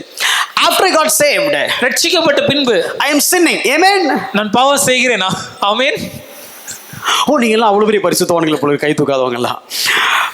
What is the difference? அப்ப இதுல என்னையா மாற்றம்? How does it connect with the present yourself? வாழ்க்கையை ஒப்பு கொடுக்கிறதுக்கு இதுக்கு என்ன சம்பந்தம்? One small illustration. ஒரு சின்ன உதாரணம். There was a person A, person B. Both of them are neighbors. ரெண்டு மனிதர்கள் இருந்தார்கள். முதலாம் ஒரு நபர், இரண்டாம் ஒரு நபர், ரெண்டு பேருமே பக்கத்து வீட்டுக்காரங்க. And the person A is a man and the person B is a beautiful girl. இப்போ முதல் நபர் அவர் ஒரு ஆண், அந்த இரண்டாவது நபர் அவர் ஒரு அழகான ஒரு பெண். The person A, this guy was lusted over the person B. இப்போ அந்த முதல் நபர் அந்த இரண்டாவது நபரின் மேல இச்சையாய் காணப்பட்டார். Both of them were living in the same apartment. இந்த ரெண்டு பேருமே ஒரே குடியிருப்புல தான் வாழ்ந்தாங்க. So trying to hold her. அப்ப அவங்களை எப்படியாவது பார்க்கணும். And he was looking for the opportunity. அதற்கான வாய்ப்புக்கு காத்து கொண்டிருந்தார். One day she was alone. ஒரு நாள் அந்த பெண்மணி தனியா இருந்தாங்க. He entered into her apartment. அப்ப இந்த மனிதன் அந்த வீட்டுக்குள்ள சென்று, she was alone. அவங்க தனியா இருந்தாங்க. And he overpowered her. அந்த பெண்ணை அதிகமாக பலத்தினால மேற்கொண்டு and abused her. அவங்கள தவறா நடத்துனாங்க. And she has got conceived and bring forth a child. அதன் மூலமாக அந்த பெண் கர்ப்பமாகி ஒரு குழந்தை பிறந்தது. Basically that is a fruit of death. இது மரணத்தினால் உண்டான ஒரு காரியம், பாவத்தின் விளைவு. பாவத்தின் விளைவு. This is one illustration. இது ஒரு எடுத்துக்காட்டு. Look at the other side. இது அப்படியே இன்னொரு பக்கம் பாருங்க. There is an apartment. ஒரு குடியிருப்பு இருக்கு. There is a guy and there is a girl. அங்கே ஒரு பெண் இருக்காங்க, ஒரு ஆண் இருக்காங்க. The guy has a plan to abuse her. இப்போ அந்த ஆணுக்கு அந்த பெண்ணை எப்படியே தவறா செய்யணும்ங்க, தவறா நடத்தணும்ங்கற ஒரு எண்ணம் பெண்ணும் இருக்கு. Both of them in the same apartment. ரெண்டு பேருமே ஒரே குடியிருப்பு This வளாகத்துல guy is இருக்காங்க. looking for opportunity. இந்த மனுஷன் அதற்கான வாய்ப்பை எதிர்பார்த்துட்டு இருக்கிறாரு. But the girl, she was always with her father. ஆனால் அந்த பெண்ணோ எப்பொழுதுமே தன்னுடைய தகப்பனோடயே இருக்கிறாங்க. Always operating based on the interest of the father. எப்பொழுதுமே தகப்பன் என்ன சொல்றாங்களோ அதன்படியே செய்கிற ஒரு பெண். So the scenario one, that girl was alone and that man could overpowered her and abused her. முதலாவது பார்த்த அந்த காரியத்துல அந்த பெண் தனியாக இருந்தாங்க. அதனால இந்த மனிதனால தங்களுடைய வலிமையினால் அவங்களை மேற்கொண்டு அவங்களை தவறா நடத்த முடிஞ்சது. But now this girl is always available with his father. ஆனால் இந்த பெண்ணோ எப்பொழுதும் தன்னுடைய தகப்பனோட காணப்படுறாங்க. This guy tried a couple of times. ஒரு சில நேரங்கள் இந்த மனுஷன் முயற்சி செய்தாலும் But still he couldn't accomplish whatever he wanted. தன்னுடைய திட்டத்தை அவரால செய்ய முடியல. So always she is with his father, with her father. எப்பொழுதுமே தகப்பனோட இருப்பாங்க. Now he has changed his strategy. அதனால இந்த மனுஷன் தன்னோட திட்டத்தை கொஞ்சம் மாத்தினாரு. He started putting wrong seeds in her heart. அந்த பெண்ணோட இருதயத்துல தவறான விதைகளை விதைக்க ஆரம்பிச்சாங்க. No, he has lust, but he is just showing the seeds of love. தன்னோட இருதயத்துல அது இச்சையாக இருந்தாலும் அவங்க வெளியே எப்படி சொன்னதுன்னா அன்பு இல்ல காதல்ங்கிற விதைகளை தூவ ஆரம்பிச்சாங்க. And he said, okay, let's get married. நம்ம திருமணம் செய்யலாம்னு சொன்னாங்க. Oh, I am planning to marry you. நான் உன்னை திருமணம் செய்ய விரும்புறேன். I love you. நான் உன்னை நேசிக்கிறேன். And all the good words and the sweet poisonous words seduced that lady, that girl. பார்ப்பதற்கு அழகாக தோன்றினாலும் நச்சுத்தன்மையுடைய அந்த காதல் வார்த்தைகள்னால அந்த பெண்ணை அவங்க வஞ்சகத்துல விழ செஞ்சாங்க. And finally, கடைசியாக he achieved whatever he wanted. அவன் என்ன செய்யணும்னு நினைச்சானோ அதை செய்து விட்டான். So both the places, ரெண்டு இடத்திலுமே case 1, முதல் பகுதி she has got conceived, அந்த பெண் கர்ப்பமானாங்க. bring forth a child, பாவத்தின் விளைவாக நடந்தது. outcome of sin. பாவத்தின் விளைவு நடந்தது. In the case 2, இரண்டாவது she உதாரணத்தில் has got conceived அந்த பெண்மணி and கர்ப்பமானாங்க. given a child, ஒரு குழந்தை பிறந்தது. outcome of sin. அதுவும் பாவத்தின் விளைவு. Both are fruit of sin. ரெண்டுமே பாவத்தின் விளைவு தான். What is the difference in these two incidents? ஆனா அந்த ரெண்டு காரியத்துல இருக்கக்கூடிய வித்தியாசம் என்ன? In the case 1, முதலாவது பார்த்ததுல the guy was overpowered so that the girl became a victim. அந்த மனுஷன் தன்னுடைய வலிமையினால பலத்தினால அந்த பெண்மணியை மேற்கொண்டாங்க. அந்த பெண்மணி இப்பொழுது குற்றவாளியா அதுல மாறிக்கொண்டாங்க. But the second case, ஆனா ரெண்டாவதுல here the guy was not able to overpower that girl. இந்த மனுஷனால அந்த பெண்மணிய தன்னுடைய பலத்தினால ஜெயிக்க முடியல. Here in this case, ஆனா அவங்க என்ன செஞ்சாங்க? the girl presented herself so that she has got conceived. அந்த பெண் தன்னை ஒப்பு கொடுத்ததுனால அவங்க கர்ப்பமானாங்க. The guy was sin and the girl was the church. அந்த சொல்ல வந்த முதல் நபர் அந்த ஆண், அது பாவம். அந்த பெண், அதுதான் சபை. Before you got saved, ரட்சிக்கப்படுவதற்கு முன்பாக the sin has the power over you. சபைக்கு மேலாக பாவத்திற்கு, சபைகள் மனுஷனுக்கு மேலாக பாவத்திற்கு அதிகாரம் இருந்துச்சு. மனுஷனுக்கு மேலாக, மனுஷனுக்கு மேல பாவத்துக்கு வல்லம் இருந்ததுனால பாவம் ஓவர் பவர் பண்ணிடுச்சு மனுஷனை. Because the sin had power over the man, it was able to overpower him. The man doesn't want to sin. அந்த மனுஷனுக்கு Man doesn't want to sin. மனுஷனுக்கு பாவம் பண்ண விருப்பம் இல்ல. But he is keep on sinning. ஆனா பாவம் செஞ்சிக்கிட்டே இருக்காங்க. Because he has a sin nature. ஏன்னா அவனுக்குள்ள பாவ சுபாவம் இருக்கிறது. Because the sin has dominated him. அந்த பாவம் அவனை மேற்கொண்டது. Overpowered him. அவனுக்கு மேல வலிமை உள்ளதா இருந்தது. But it comes to church. ஆனால் சபைன்னு வரும்போது you and me sin doesn't have any authority over you and me. பாவத்திற்கு உங்க மேல ஏன் மேலயும் எந்த அதிகாரமும் கிடையாது. Sin cannot overpower you. பாவம் உங்களை மேற்கொள்ள முடியாது. But still you can bring forth the fruit of sin. ஆனால் இன்னைக்கு என்னால பாவத்தின் விளைவை உருவாக்க முடியும். எப்போனா when I yield myself to sin. நான் என்னை பாவத்திற்கு ஒப்பு கொடுக்கும்போது. You got my point? நான் சொல்ல வரது புரியுதா? Sin doesn't have power over you. பாவத்திற்கு உங்களுக்கு மேல எந்த அதிகாரமும் கிடையாது. But it will try to seduce you. ஆனா உங்களை நயவஞ்சகமா விழத்துல முயற்சி. The guy has lust in his heart. அந்த மனுஷனுடைய இருதயத்துல இருந்தது இச்சை. But he just throwing the seeds of love. ஆனால் காதல் வார்த்தைகளை விதைகளாக அவன் தூவுறான். It is not exactly love. அது உண்மையாவே காதல் இல்ல. But it's basically lust which is coated with love. அது உண்மையான இச்சை இச்சைதான், ஆனா இச்சைய காதல் மாதிரி அவன் காமிச்சான். She read only the quoting but not what inside. காண்பிச்ச அந்த வார்த்தைகளை நம்பினாங்க, ஆனா வார்த்தைக்கு பின்னாடி இருந்த உண்மையான அந்த எண்ணத்தை அவங்க கவனிக்கல. Today, you and me, the church is also falling into sin like this. இன்னைக்கு சபையும் இதே போலதான் பாவத்துக்குள்ளே நம்ம விழுகிறோம். We have power over sin. பாவத்துக்கு மேல நமக்கு அதிகாரம் உண்டு. We can overcome sin. நம்மளால பாவத்தை ஜெயிக்க முடியும். We can live a conquered life in this world. முற்றும் ஜெயம் கொள்கிற ஒரு வாழ்க்கையை இந்த உலகத்துல நம்மளால வாழ முடியும். Maybe you will tell me, brother, you don't know what sin I am addicted to. ஒருவேளை நீங்க சொல்லலாம், ஐயா நான் எந்த விதமான பாவத்தில் அடிமைப்பட்டிருக்கிறேன்னு உங்களுக்கு தெரியாது ஐயா. No, you are talking about angry, jealous. My sin is not like that, brother. Nobody knows. ஒருவேளை நீங்க நினைக்கலாம், போதகரே நீங்க இந்த கோவப்படுறது, பொறாமப்படுறது இந்த மாதிரியான பாவங்களை பேசுறீங்க. எனக்குள்ளாக நான் மாட்டிக்கொண்டிருக்கிற பாவம் அது என்ன விதமான பாவம் உங்களுக்கு தெரியாது. I am addicted to the sin. நான் இந்த பாவத்துக்கு அடிமை. You will never know my battle.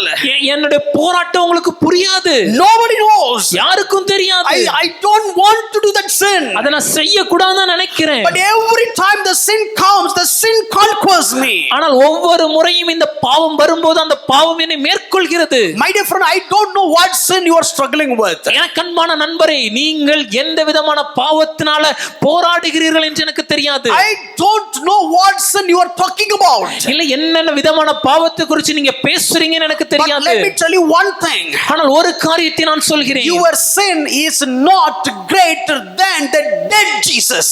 மரித்த இயேசுவை விடவும் உங்கள் பாவம் அது பெரிதல்லையா?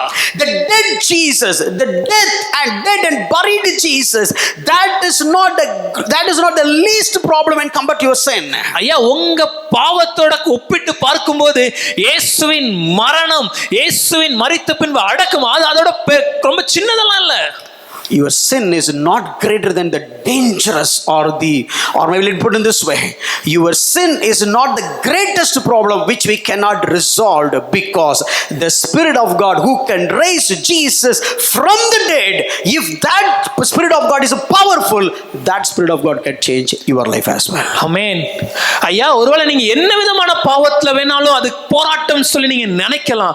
அது எவ்வளவு வலிமையான பாவமாக இருந்தாலும் மரித்த இயேசுவை, அடக்கம் பண்ணப்பட்ட இயேசுவை உயிரோட எழுப்பின தேவ ஆவியானவர் வல்லமையுடையவராய் இருப்பதினாலே அந்த வல்லமையுடைய ஆவியானவர் நீங்கள் எந்த விதமான பாவத்தினாலும் கடினத்தினாலும் கஷ்டப்பட்டிருந்தாலும் அந்த பாவத்திலிருந்து உங்களை விடுதலையாக்க முடியும். ஏன்னா அவர் மரித்த இயேசுவை உயிரோட எழுப்பிட்டாரே, உங்க பாவத்திலிருந்து உங்களை விடுதலையாக்க மாட்டாரா? Whatever sin it may be, என்ன பாவமா இருந்தாலும் சரி, whatever may be addiction it is, என்ன விதமான அடிமைத்தனமாக இருந்தாலும், let me tell you, நான் ஒரு விஷயத்தை சொல்கிறேன்.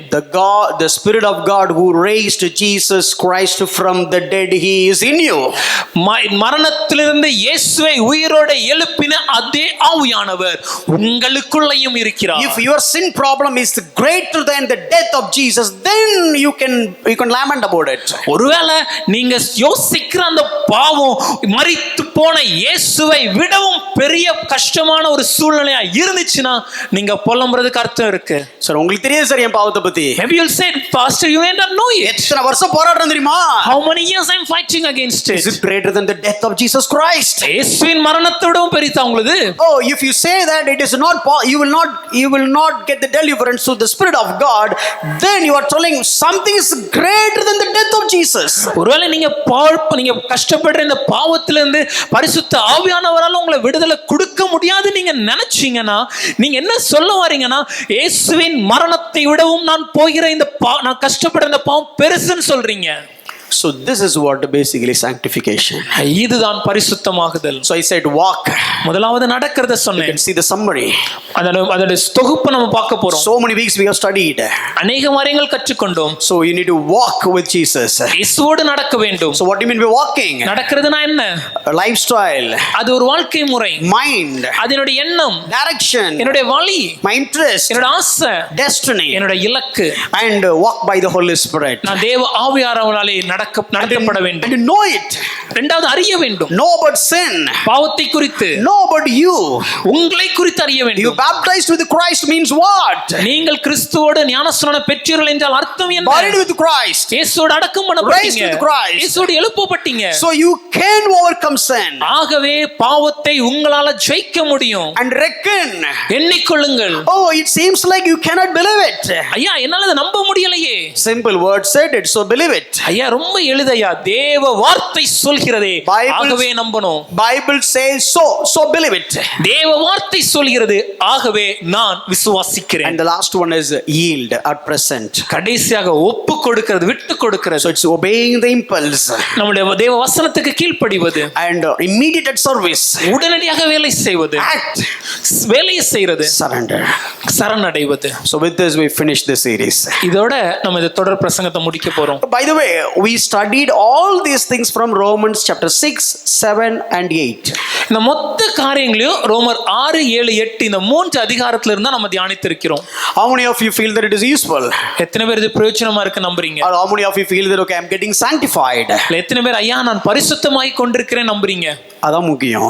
That is more important. அதுதான் முக்கியம். That is more important. So there are so many churches, you don't hear such kind of teaching. இன்னைக்கு अनेक சபைகள்ல இந்த மாதிரியான சத்தியங்களை நம்ம இன்னைக்கு கேட்கிறது இல்ல. Sanctification is the one of the key attribute of the life of a Christian.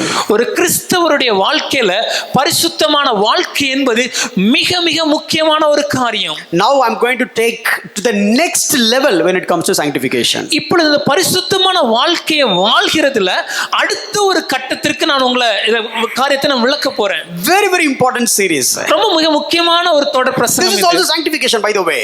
இதுவும் பரிசுத்தமாகுதல் தான்.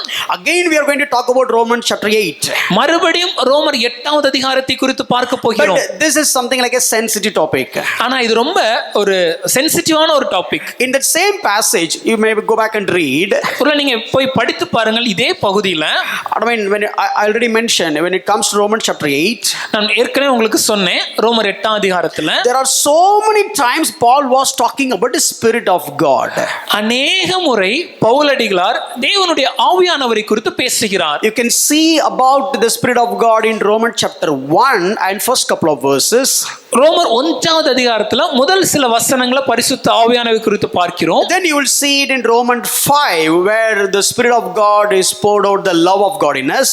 அதன் பின்பு 5வது அதிகாரத்துல பரிசுத்த ஆவியானவர் தேவனுடைய ஆவியானவர் மூலமாக நம்முடைய இருதயத்திற்குள்ளாக தேவ அன்பு ஊற்றப்பட்டிருக்கிறது என்பதை வாசிக்கிறோம். Only direct references, only couple of references, that's it. ஒரு சில இடங்கள்ல தான் நேரடியாகவே ரோமர் புத்தகத்துல பரிசுத்த ஆவியானவரை குறித்து 7வது அதிகாரம் வரைக்கும் வாசிக்கிறோம். But when it comes to 8th chapter, ஆனா 8ஆம் அதிகாரத்துக்கு வந்தீங்கன்னா so many times Paul is again and again used the word Spirit of God.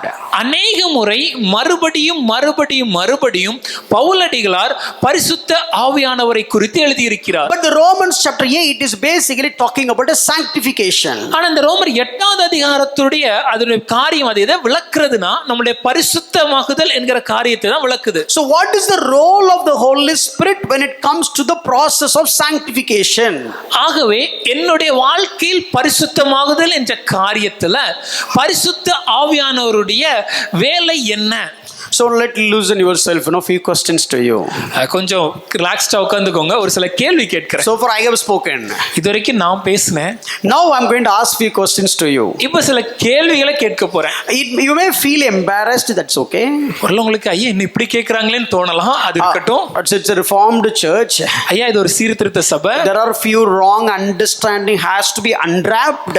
ஆகவே சில தவறான புரிந்து கொள்ளுதலை நாம அவிழ்த்து and we need to make the church to have the right understanding based on rightly divided scripture, which is the infallible word of God. அதன் பின்பாக எது சரியான சத்தியமோ அதை நாம் புரிந்து கொண்டு அதை சரியான விளக்கம் தேவனுடைய வார்த்தையிலிருந்து சரியாக விளக்கி என்றும் விழுந்து போகாத பரிசுத்த தேவ வார்த்தையிலிருந்து நாம் புரிந்து கொள்ள வேண்டும். Okay, the first question. முதலாவது ஒரு கேள்வி. What is the role of Holy Spirit in the Christian life? ஒரு கிறிஸ்தவருடைய வாழ்க்கையில பரிசுத்த ஆவியானவருடைய வேலை என்ன? அல்ல வெச்சுக்கலாம். ரொம்ப டீப்பெல்லாம் போன்ற ரொம்ப சிம்பிள். ஸ்பிரிட் ஆஃப் காட் அப்படினா இமிடியேட்டா என்ன ஞாபகத்துக்கு வரும்? கன்விக்ஷன். எல்லாருமே ரெஃபார்ம்டு சர்ச் மாதிரியே பேசுறாங்க. Okay okay, let me put it this way. Okay, in the Christian world, இன்னைக்கு ஒரு கிறிஸ்தவ சமுதாயத்துல or in the Christian community, இல்ல கிறிஸ்தவ கூட்டத்தை நீங்க பாத்தீங்கன்னா, whenever you speak something about the Holy Spirit, immediately what they will say? வெளிய இருந்து யாராவது ஒருவர் ஆவியானவரை குறிச்சு பேசினா முதல்ல என்ன நம்ம சொல்லுவோம்? Power, fantastic. What else? ஏதோ நாங்க சொல்லி கொடுத்து சொல்ற மாதிரியே இருக்கு. Okay, power, fire, translate no, வல்லமை, பவர், வல்லமை, ஃபயர், அக்கினி, கிஃப்ட்ஸ், வரங்கள், and cloud, மேகம் இறங்குகிறது, coming down, இறங்குகிறது, covering, அது மூடுகிறது. எங்கேயாவது பைபிள் அடி பார்த்துருக்கீங்களா? Has we ever read something like this in Bible? உடனே யாத்ராகமத்தில் மேகத்துக்கு பேரக்கூடாது. அந்த மேகத்துக்கு இந்த மேகத்துக்கு சம்பந்தமே கிடையாது. Let's not go to the pillar of cloud in the book of Exodus, and that cloud and this cloud, what the Christian community says today is nothing related. We have talked about the Holy Spirit more than 25 to 30 weeks in this church. நம்ம ஏற்கனவே பரிசுத்த ஆவியானவரை குறித்து ஒரு 25 வாரங்கள்ல இருந்து 30 வாரங்கள் வரைக்கும் நம்ம தியானித்து விட்டோம். Even the second of series was 25 weeks at least. அதோட இரண்டாவது பகுதியே 25 வாரங்கள் நம்ம தியானித்தோம். So there are few areas which we haven't covered, but now we have to cover in this place. அதுல ஒரு சில காரியங்களை நம்ம அப்போ தியானிக்கல, ஆனா இந்த ரோமர் பகுதியில் அதை நம்ம தியானித்தாக வேண்டும். What is the role of the Holy Spirit in a life of Christian? ஒரு கிறிஸ்தவருடைய வாழ்க்கையில பரிசுத்த ஆவியாருடைய பங்கு என்ன? See, the Christian community or the Christian world blasphemed the role of the Holy Spirit because of lack of knowledge of the scripture. இன்னைக்கு நம்முடைய கிறிஸ்தவ சமுதாயத்துல தேவனுடைய வார்த்தையை சரியாக அறிந்து புரிந்து கொள்ளாததுனால பரிசுத்த ஆவியானவருடைய கடமையை, பரிசுத்த ஆவியானுடைய பங்கையும் வேலையையும் ரொம்ப புரட்டி தவறாக நம்ம சித்தரித்து விட்டோம். I don't know how much I'll be able to cover. Please come next week to understand the continuity, but I'm going to give an introduction today. இன்னைக்கு இதை எவ்வளவு என்னால சொல்ல முடியும்னு எனக்கு தெரியல. இன்னைக்கு ஒரு அறிமுகத்தை இன்னைக்கு சொல்றேன். தயவு செய்து அடுத்த வாரம் இதனுடைய தொடர்ச்சியை நீங்க கேட்டு உங்களுக்கு முழுசா புரியும். It is very important topic.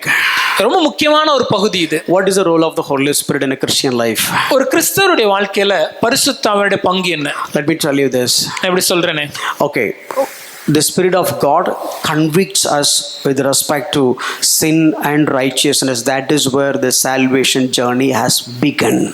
பரிசுத்த ஆவியானவர் பாவத்தை குறித்தும் நீதியை குறித்தும் நமக்கு கண்டித்து உணர்த்துவார். அப்படி கண்டித்து அவர் உணர்த்தினதுனால தான் நம்முடைய ரட்சிப்பு வாழ்க்கையே ஆரம்பமாகுது. You would have heard the gospel 1000 times from your childhood. ஒருவேளை சின்ன வயசுல இருந்து இந்த சுவிசேஷத்தை குறித்து 1000 முறை நீங்க கேட்டிருக்கலாம். But one particular day, ஆனால் ஒரு நாள் வந்தபோது suddenly you feel bad. திடீர்னு உங்க இருதயத்துல ஒரு உணர்வு, Why am I doing all these sins? ஏன் நான் பாவம் செஞ்சு கொண்டிருக்கிறேன்? How does it happen? எப்படி திடீர்னு நடக்குது? Sir, you know Jesus was born, and you know Jesus lived, and you know Jesus died, you know Jesus raised from your childhood. ஐயா, சின்ன வயசுல இருந்தே இயேசுன்னு ஒருத்தர் வாழ்ந்தாரு, இயேசுன்னு ஒருத்தர் பிறந்தாரு, இயேசுன்னு ஒருத்தர் மரித்தாரு, உயிர்த்தாரு, இதெல்லாமே நமக்கு தெரியுமே. Why suddenly you got this feeling? எப்படி திடீர்னு ஒரு நாள் என் வாழ்க்கையில் ஒரு மனமாற்றம்? The biblical term is repentance. அதற்கு வேதம் நமக்கு கொடுக்கிற வார்த்தை மனம் திரும்புதல். The Spirit of God producing that repentance in you. பரிசுத்த ஆவியானவர் தாமே நம்முடைய இருதயத்துல இந்த மனம் திரும்புதலை உருவாக்குகிறார். He has just made you regenerate. அவர் நம்மளை மறு ஜென்மமாக புதிய மனிதனாக மாற்றுகிறார். And he gives us a new life. ஒரு புது வாழ்க்கையை நமக்கு அளிக்கிறார். We born of spirit. நாம் ஆவியினாலே பிறந்தவர்களானோம். So the Holy Spirit is producing faith so that you will submit to Christ. பரிசுத்த ஆவியானவரே நமக்குள்ளாக விசுவாசத்தை உருவாக்குகிறார்.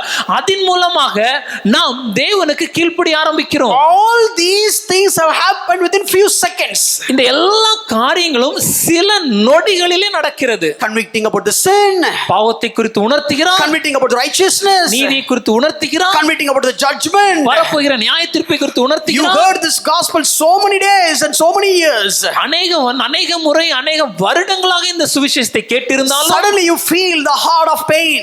திடீரென நம்ம இருதயத்துல ஒரு வலியுள்ள ஒரு உணர்வு. That is what the heart of repentance. அதுதான் மனம் திரும்புகிற ஒரு இருதயம். That is the work of Holy Spirit. பரிசுத்த ஆவியானவர் இந்த வேலையை செய்கிறார். And not only that, அது மாத்திரமல்ல, no, you would have heard about this Jesus so many years, இந்த இயேசுவை குறித்து நீங்க பலமுறை கேட்டிருக்கலாம். but suddenly you wanted to believe him. ஆனா திடீர்னு ஐயா நான் அவரை விசுவாசிக்கணுங்கிற ஒரு உணர்வு, Suddenly you wanted to submit to him. திடீர்னு அவருக்கு கீழ்ப்படியணுங்கிற ஒரு உணர்வு. How come these things happen? இதெல்லாம் எப்படி என் வாழ்க்கையில Who நடக்குது? did that? யார் செஞ்சாங்க?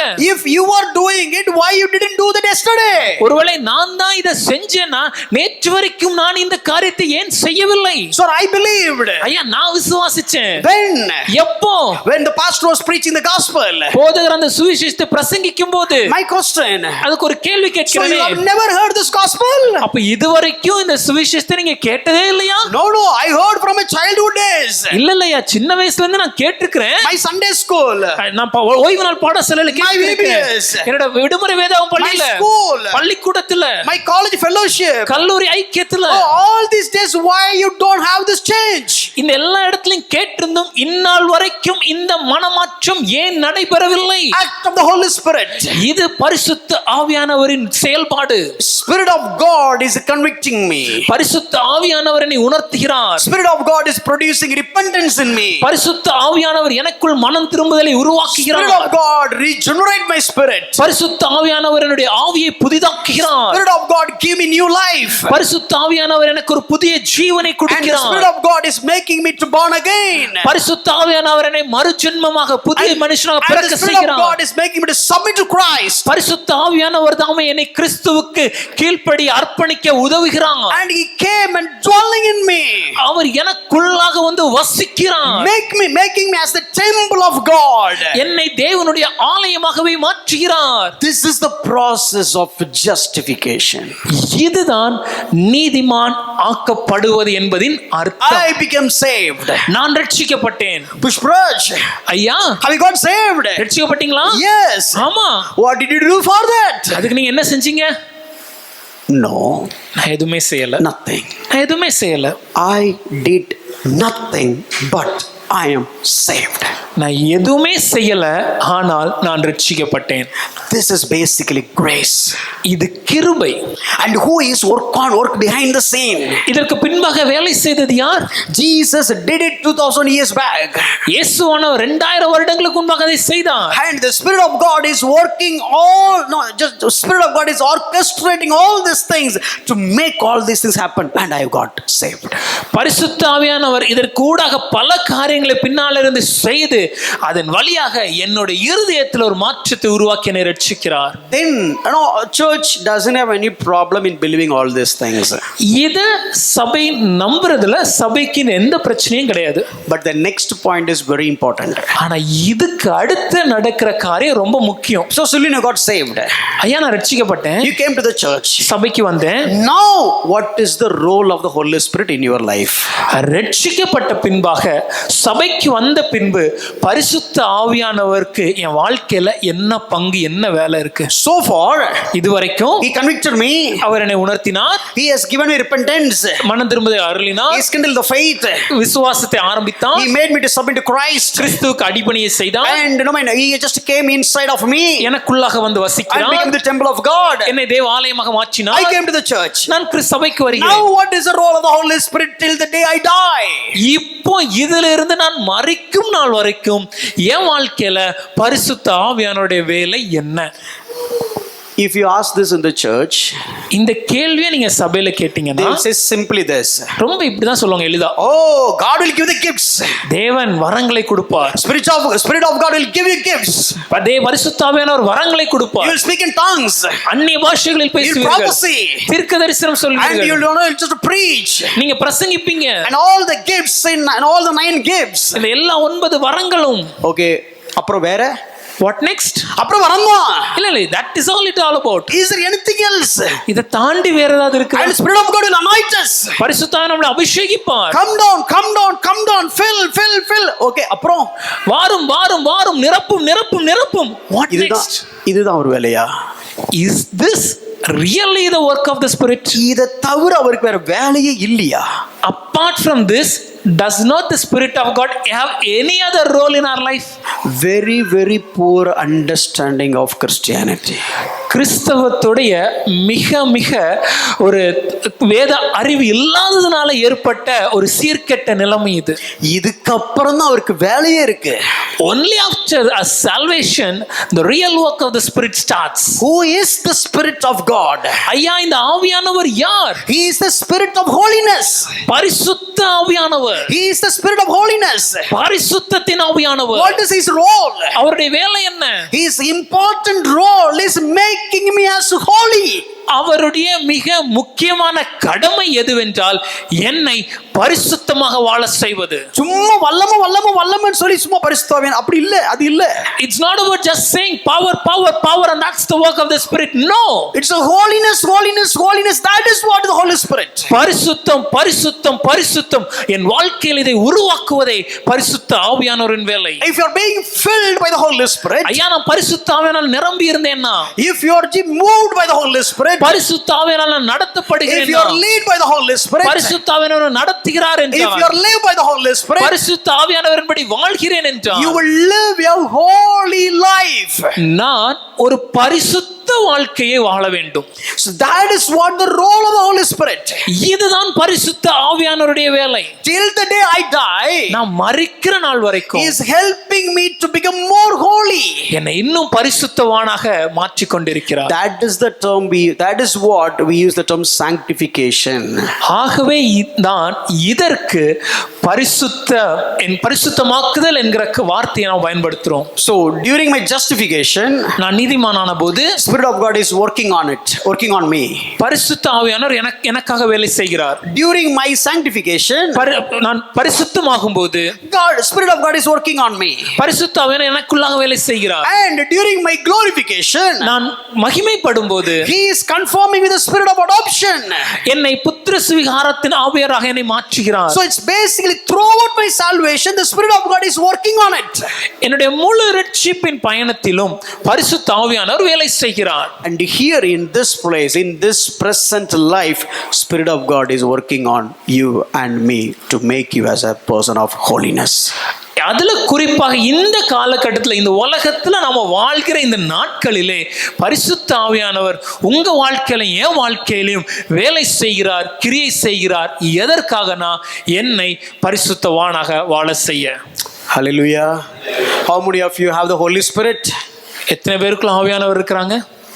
அதுக்கு கையை கீழே போட்டுறாதீங்க, அப்புறம் திருப்பி 25 வாரத்துக்கு பின்ன போனோம். Let me show you one scripture.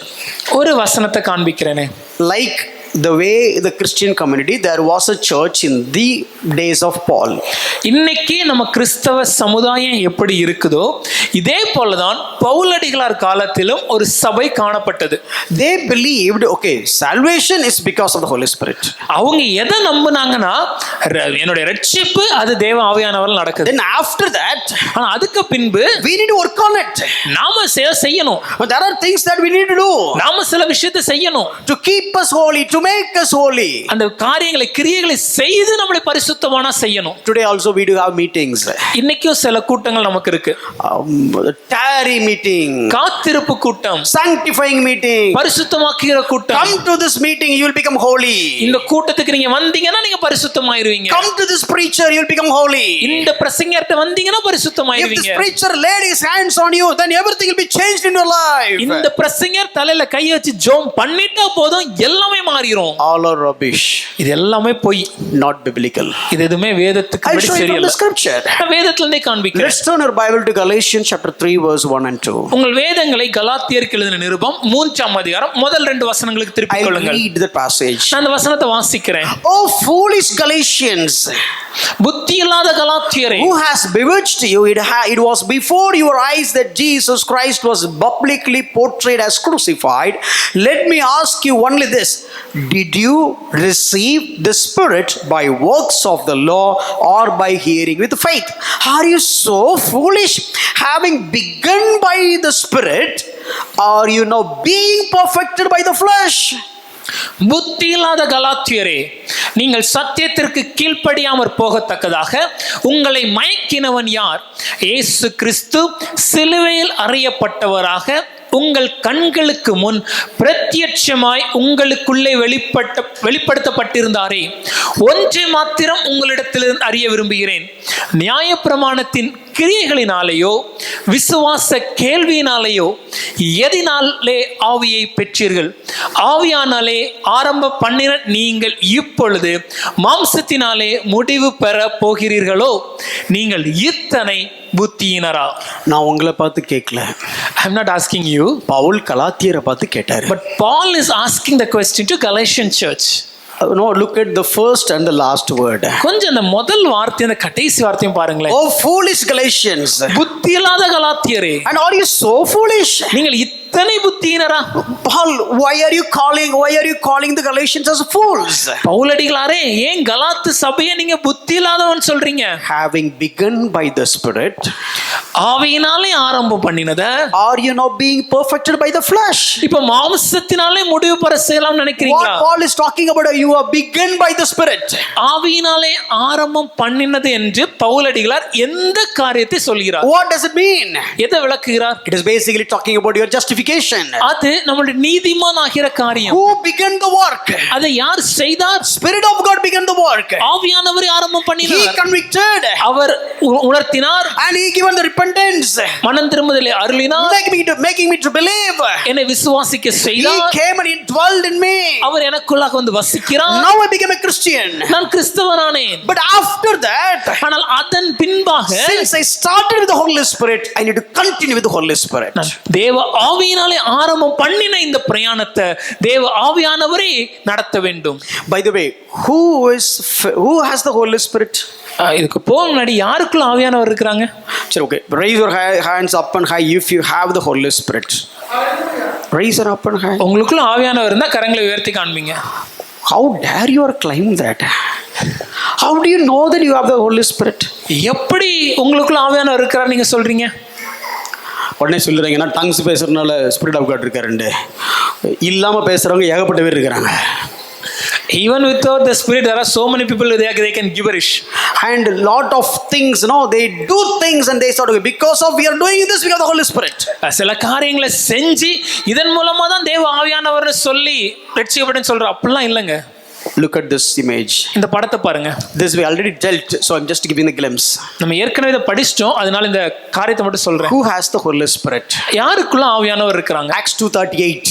அப்போஸ்தலர் 2:38. If you repent and you got the forgiveness of sin, you have the Holy Spirit. நீங்கள் மனம் திரும்பி பாவ மன்னிப்பு நிச்சயத்தை பெற்றுக் கொண்டீர்களானால் பரிசுத்த ஆவியானவர் உங்களுக்குள் இருக்கிறார். Acts chapter 10:34. அப்போஸ்தலர் 10:34. When they heard the word, the Spirit of God filled with them.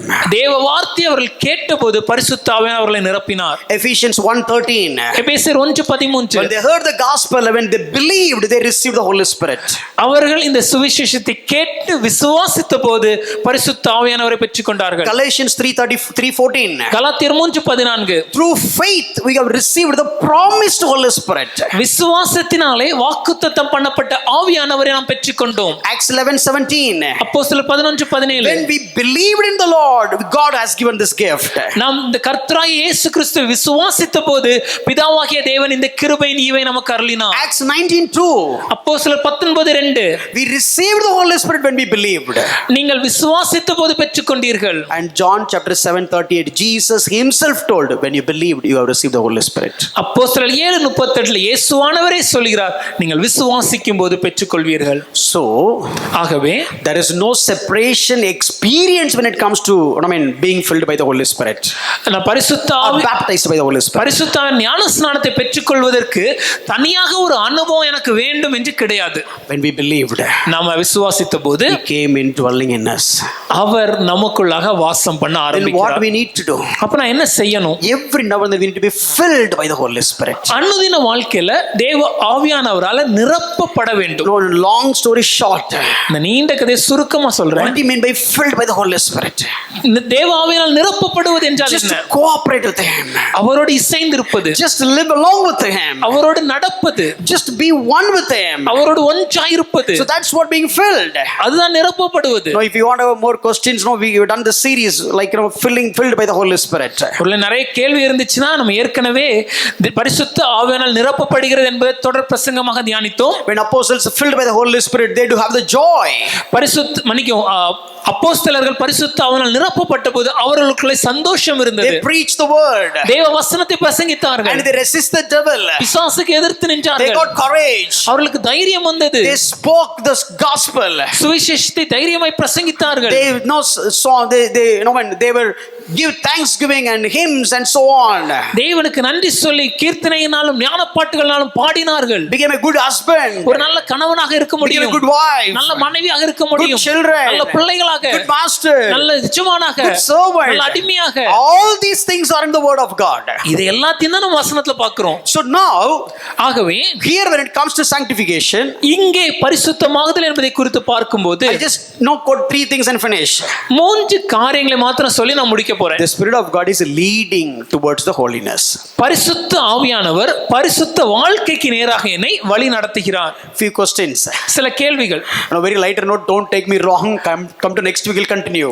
உங்களுக்கு புரியறதுக்காக சொல்றேன். இதோட நீங்க நிறுத்திட்டீங்கன்னா முழுசா புரிஞ்சுக்க மாட்டீங்க, தப்பா எடுத்துக்காதீங்க.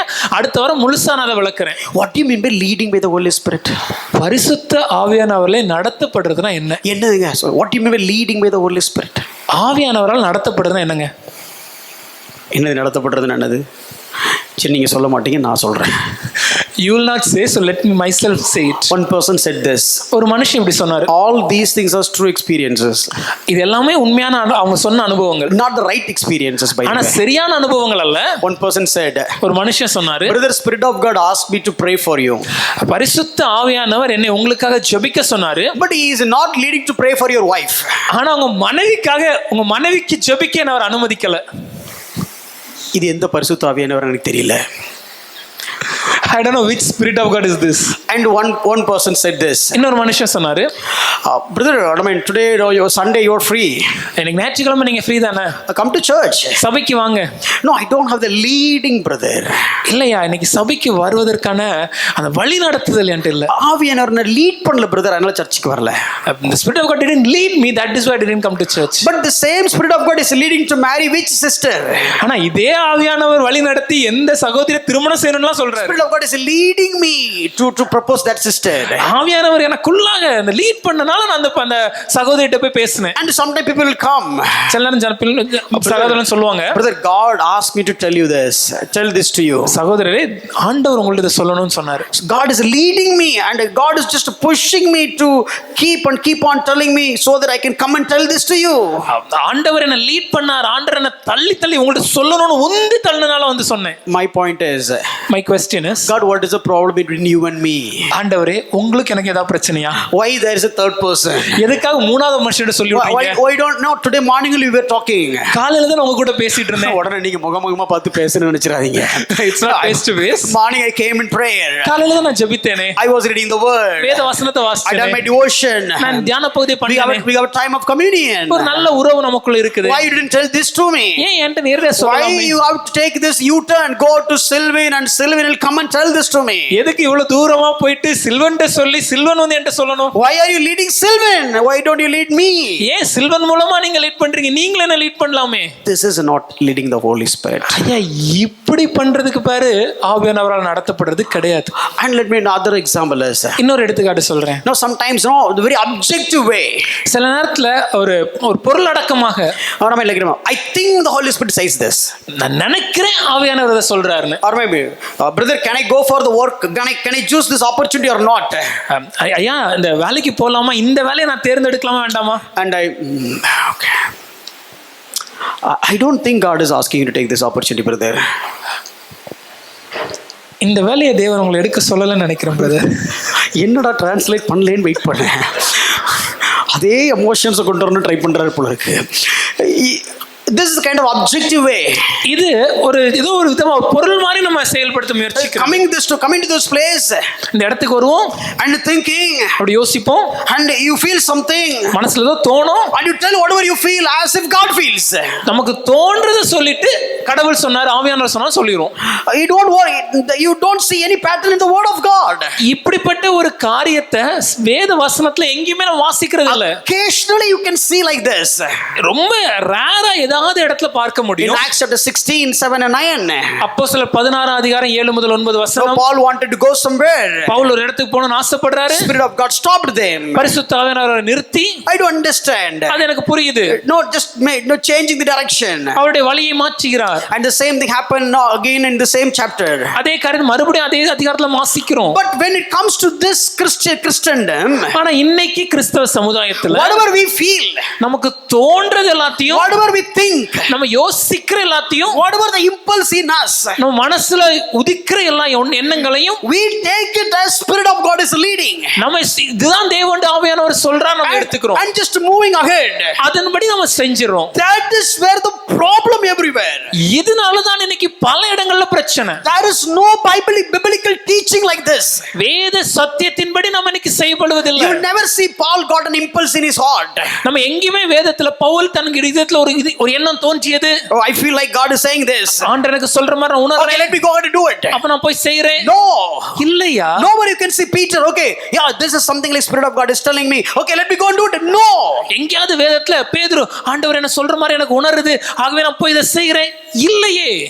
These are all the wrong understanding when it comes to leading by the Holy Spirit. பரிசுத்த ஆவியானவரால் நடத்தப்படுவது என்பது தவறான புரிந்து கொள்ளுதல்னால ஏற்பட்ட விளைவுகள் தான் Spirit of God will lead you for sanctification. பரிசுத்த ஆவியானவர் பரிசுத்தத்துக்கு நேராக வழி நடத்துவார். எந்த பொண்ணை கல்யாணம் பண்ணணும், எந்த வீடை வாங்கணும், எந்த வேலைக்கு போகணும், எந்த பஸ்ஸில் ஏறணும், எந்த ஹோட்டலில் சாப்பிடணும், இப்படிலாம் ஆவியானவர் லீட் பண்ண மாதிரி பைபிள் இல்லை. If you read in the Bible, you can't find that God is leading me to marry this girl or marry the boy, which restaurant I have to go, which house I have to buy, which bus I have to catch. The God of the Bible doesn't do that. Bible doesn't say that you need to catch 12B or 23C. No, Bible didn't say that. That is not the business of the Spirit of God. ஐயா நான் 12B படிக்கணுமா 23C படிக்கணுமா எந்த பஸ்ல ஏறணும் இத சொல்றதுக்கு வேலை பரிசுத்த ஆவியானவருடைய வேலை கிடையாது. சும்மா எதுக்கு எடுத்தாலும் அடிச்சு விடுறது பரிசுத்த ஆவியானவர் சொன்னார் அப்படி. We do something, we blabber something and quote that it is what the Spirit of the Lord says. Show that from the word of God. தேவனுடைய வார்த்தையில என்ன இருக்கிறதோ அதை தான் நாம் பார்க்க வேண்டும். This is one end of wrong or not wrong. This is kind of rubbish. இது ஒரு சீர்கெட்ட ஒரு கிறிஸ்தவத்தின் அவல நிலை என்று. The other side, அதோட இன்னொரு பக்கம் false understanding. தவறான புரிதல். I'll say this and close. இத சொல்லி நான் இன்னைக்கு முடிச்சிடுறேன். We'll continue next week. அடுத்த வாரம் தொடர்ந்து பார்ப்போம். When it comes to holiness, பரிசுத்தம் பார்த்தோம்னா there are three things which we believe. மூன்று விஷயத்தை நம்ம நம்புறோம். One is some crisis moment will immediately become holy. ஏதோ ஒரு பிரச்சனை வரும் உடனே பரிசுத்தமா மாறிடுவோம். Brother, we went for that meeting. ஐயா அந்த கூட்டத்துக்கு போனோம். Suddenly feel a shivering, brother. ஒரு மின்சாரம் தாக்குனது போல ஒரு உணர்வு. I feel like something is fallen off. என் உடம்புல இருந்து விழுந்த மாதிரி உணர்ந்தேன். I became free. அப்படியே ஒரு உணர்வு. டக்குனு அந்த பவுல கனெக்ட் பண்ண வேண்டியது. And immediately we connect with Paul. Pavul கண்களில் இருந்து செதில்கள் விழுந்தன. The fish shell they fall from the eyes of the pit. Paul and the Saul became Paul. Saul பவுலாக மாறினானே. அத மாதிரி எங்கிட்ட ஏதோ விழுந்துச்சு brother. In the same way something fell off me. Some people will come and tell me that something is just went out. I feel light. ஒரு சில நேரம் என்ன சொல்லுவாங்க ஐயா ஹார்ட்ல இருந்து அப்படி ஏதோ ஒன்று வெளியே போனதை நான் உணர்னேன் அதுல இருந்து ரொம்ப லெகுவா இருக்கிறேன். பைபிள் யாராவது ஒருத்தர் சொல்லியிருக்காங்களா அந்த மாதிரி? Is there anyone in the Bible who said like that? எங்கேயாவது பைபிள்ல என்கிட்ட இருந்து ஏதோ வெளியே போயிடுச்சு நான் லைட்டா ஃபீல் பண்ணேன் இல்ல. Is there anywhere we read in the Bible that something went away from me and so I feel light? No. One person told this. ஒரு மனுஷன் இப்படி சொன்னாரு. Let me tell you again, don't get offended. Again disclaimer, continue next to come and here next week so that you will understand. மறுபடியும் சொல்றேன் நான் இப்போ சொல்றத வச்சே நீங்க முடிவுக்கு வந்துடாதீங்க. அடுத்த வாரம் தான் முழுமையா அதை விளக்குறதுக்கு நேரம் இருக்கும். அடுத்த வாரம் நீங்க வந்து பார்த்துட்டு நீங்க புரிந்து கொள்ளுங்க. அல்லது முதுக்கு முன்ன ஒரு சீரிஸ் பண்ணிருக்கோம் அதை போய் கேட்டு பாருங்க அப்போ கொஞ்சம் புரியும். Or else you can please listen to the series that we have done earlier so that you will understand the Holy Spirit. Crisis moment. பிரச்சனை வரும்போது one person is admitted in the hospital. அவங்க அவங்க hospital admit ஆயிருக்காங்க, very serious. ரொம்ப கடினமான சூழ்நிலை. And the wife, அப்ப மனைவி she prayed, அவங்க ஜெபித்தாங்க, Lord, I remove my jewels. ஆண்டவரே என்னுடைய நகையெல்லாம் நான் கலத்திடுறேன், You save my husband. கணவரை மாத்திரம் காப்பாத்துங்க. And Spirit of God is leading her to remove the jewels. ஆவியானவர் அவங்களை அப்படியாக வழிநடத்தி நகைகள் எல்லாத்தையும் கலட்டிட்டாங்க. அப்படியாக ஒரு வழி நடத்தினதுனால அவங்க செயினை கழட்டிட்டாங்க. Because the Spirit of led so they removed the jewels. And he became alive. So he is got saved. அவரும் உயிர் பிழைச்சிட்டார். Now she said, அப்ப அவங்க சொன்னாங்க, God led me தேவன் என்ன நடத்தினார் to remove the jewel. இந்த நகையை எடுக்கிறதுக்கு. At that moment, அந்த நொடியில God has given the miraculous healing to my husband. தேவன் ஒரு அற்புத சுகத்தை என் கணவருக்கு கொடுத்தார். கதை. It's all stories. It's basically emotional moving. இது உணர்ச்சி வசப்பட்டு எடுக்கிற முடிவுகள். அப்ப நகையை கலத்தலனா கொன்றுப்பாரா? So if not, the woman did not remove the jewels, will God kill that person? அவ்வளவு சீப்பான ஆண்டவரா? Is that cheap, my God? அவ்வளவு சீப்பா பிஹேவ் பண்ணுவாரு? Is that behavior is my God's behavior? ஒரு செயின் போட்டதுக்காக என் கணவரை சாகடிப்பாரா? Will God kill my husband just because I had a chain? Do you have any reference in the Bible? ஐயா, இதற்கு வேதத்துல ஏதாவது ஒரு Spirit of God is leading somebody to remove the jewelry so that they'll get married. இந்த பரிசுத்த ஆவியானவர் நகைகளை கலட்ட செய்கிறார், அதன் மூலமாக அவங்களுக்கு திருமணம் நடக்கும். வேதத்துல இருக்குதா? There is no way you'll become an immediate holy person. ஐயா, ஒரு கணப்பொழுத்திலே நம் முழு பரிசுத்தவான், முற்றும் பரிசுத்தவான்லாம் மாறக்கூடிய வாய்ப்பே கிடையாது. யாருமே மாற முடியாது. Nobody can change like that. Second one. இரண்டாவது, other side. இதுல இன்னொரு பகுதி. Brother, God will take over. தேவன் நடத்துவார். You simply live your life. நீங்க உங்க வாழ்க்கை அப்படியே வாழுங்க. Don't worry. கவலைப்படாதீங்க. You come and take baptism. நீங்க வந்து ஞானஸ்நானம் எடுங்க. All things will go away. எல்லாம் மாறும். You'll become a holy person. பரிசுத்தவானாயிருவீங்க. No. அழுக்கு வேணா போலாம், தண்ணி நல்லா இருந்தா. If the water is good, maybe you can get physical cleansing. Nothing else will change. Brother, come to our church. ஐயா, இங்க சபைக்கு வாங்க. The day you come to church, சபைக்கு வந்த நாள்லே you pray to my pastor. Pastor உங்களை ஜெபம் பண்ணுவாங்க. All the evil habits will go away. உங்க வாழ்க்கையில இருக்கிற எல்லா கெட்ட பழக்கம் ஓடி போயிடும். அப்படி உங்களுக்கு தெரிஞ்ச பாஸ்டர் யாரா இருந்தா, if you have such a kind of a pastor, முதல்ல எனக்கு சொல்லுங்க. kindly let me know. நான் போய் ஒரு ஜெபத்தை போட்டு வந்துறேன். Let me go and make a prayer for myself.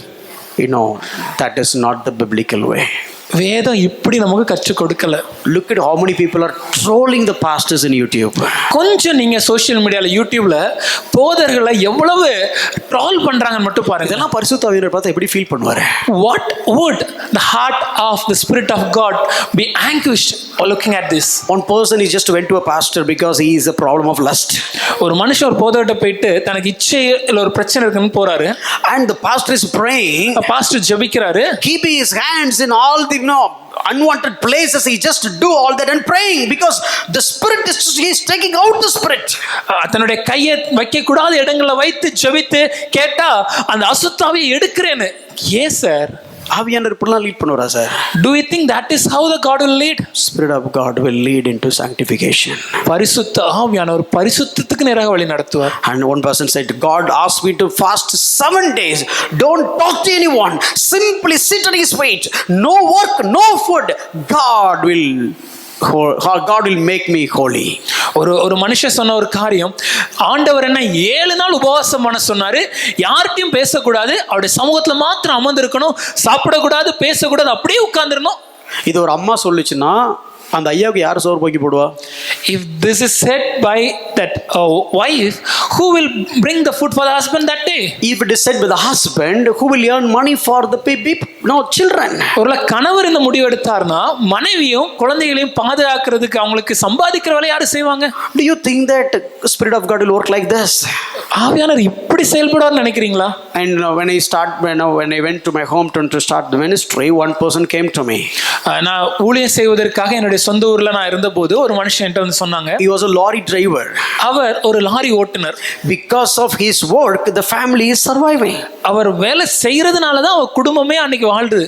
And he came to me. அவர் என்கிட்ட வந்து சொன்னாரு. And he said, brother, ஐயா, Spirit of God is keep on asking me, leave this work, Go to the separate room, put a chair and just pray.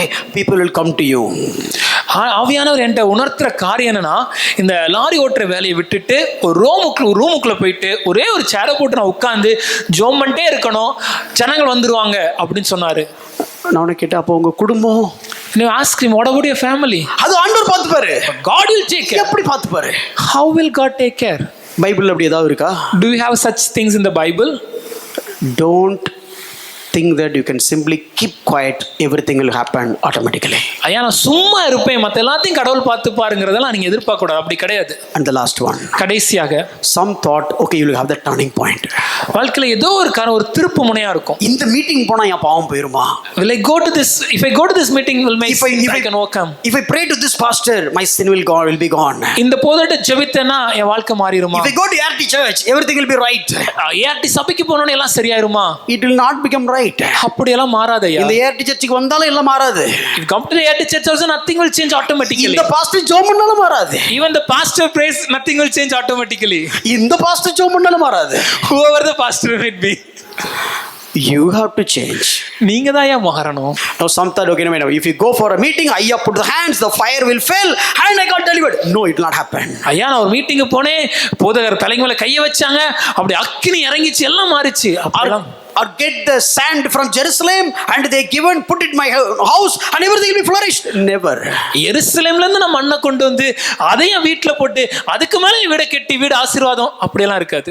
மண்ணை கொண்டு வந்தாலும் சாவியை கொண்டு வந்தாலும் செங்கலை கொண்டு வந்தாலும் ஒண்ணு மாறாது. Whether you can bring sand, by the way நான் யாரையும் குறிப்பிட்டு சொல்லல, தப்பா நினைச்சுக்காதீங்க. Whether you can bring sand or whether you can bring key or whether you can bring whatever it is, brick, mortar, whatever it is, nothing will change. You need to go work along with the Holy Spirit. நீங்கள் பரிசுத்த ஆவியானவருக்கு உங்களை ஒப்பு கொடுத்து அவருடைய வார்த்தைக்கு இசைந்து வாழ வேண்டும். Like snippets, few verses and close. சில வசனங்களை மாத்திரம் காண்பித்து முடிக்கிறேன். Romans 13:14 says no provision to sin. ரோமர் 13:14 சொல்கிறது பாவத்திற்கு இடம் கொடாதிருங்கள். You don't do it. நீங்க பண்ணாதீங்க. You don't do it. நீங்க பண்ணாதீங்க. Psalm 1:2 says you delight in the word of God. சங்கீதம் 1:2 சொல்கிறது அவருடைய வசனத்திலே பிரியமா இருக்க வேண்டும். You delight. நாம பிரியமா இருக்கணும். Is it delight? அது எனக்கு பிரியமா இருக்குதா? Are you delight in the word of God? தேவனுடைய வார்த்தையில் நான் பிரியமாக இருக்கிறேனா? Psalm 119 verse 11 says store the word of God in your heart. சங்கீதம் 119:11 சொல்லுகிறது அவருடைய வார்த்தைகளை உங்களுடைய இருதயத்திலே பூட்டி வையுங்கள். Life will not change just coming to the church and going from the church. ஐயா சபைக்கு வந்து சபைக்கு போன திரும்பி போறதுனால என் வாழ்க்கை மாறாது. Do you store the word in your heart? தேவ வசனத்தை இருதயத்தில் காத்துக்கொள்கிறேனா? Luke 20:40 says you pray. லூக்கா 22:40 சொல்கிறது நீங்கள் ஜெபிக்கணும். So that you will not yield to temptation. பிசாசானவனுக்கு இடம் கொட சோதனைக்கு இடம் கொடாதபடி ஜெபியுங்கள். You pray. நீங்க ஜெபிக்கணும். 1 Corinthians 6:18 says you flee from sin. 1 கொரிந்தியர் 6:18 சொல்கிறது பாவத்தை விட்டு ஓட வேண்டும். You flee.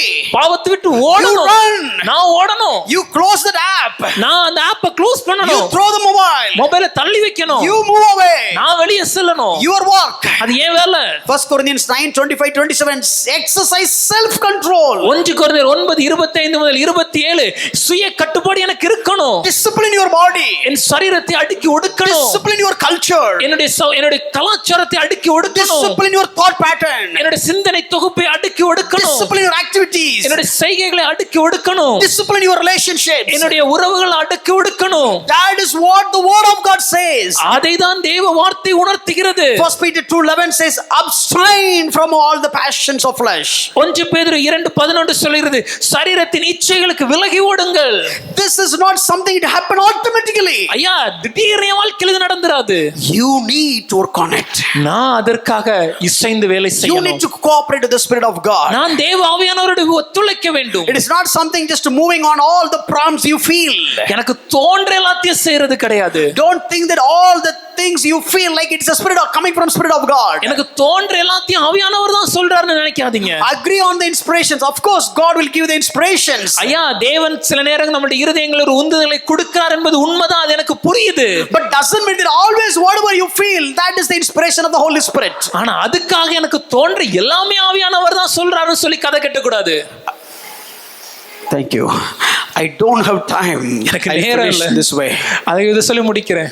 Now please continue. Come to next week. We'll continue that. அடுத்த வாரம் தொடர்ந்து வாங்க, இதை முழுசா நம்ம Let me தியானிப்போம். put in this way. எப்படி சொல்றேன்? Spirit of God will never speak anything contradict to the word of God.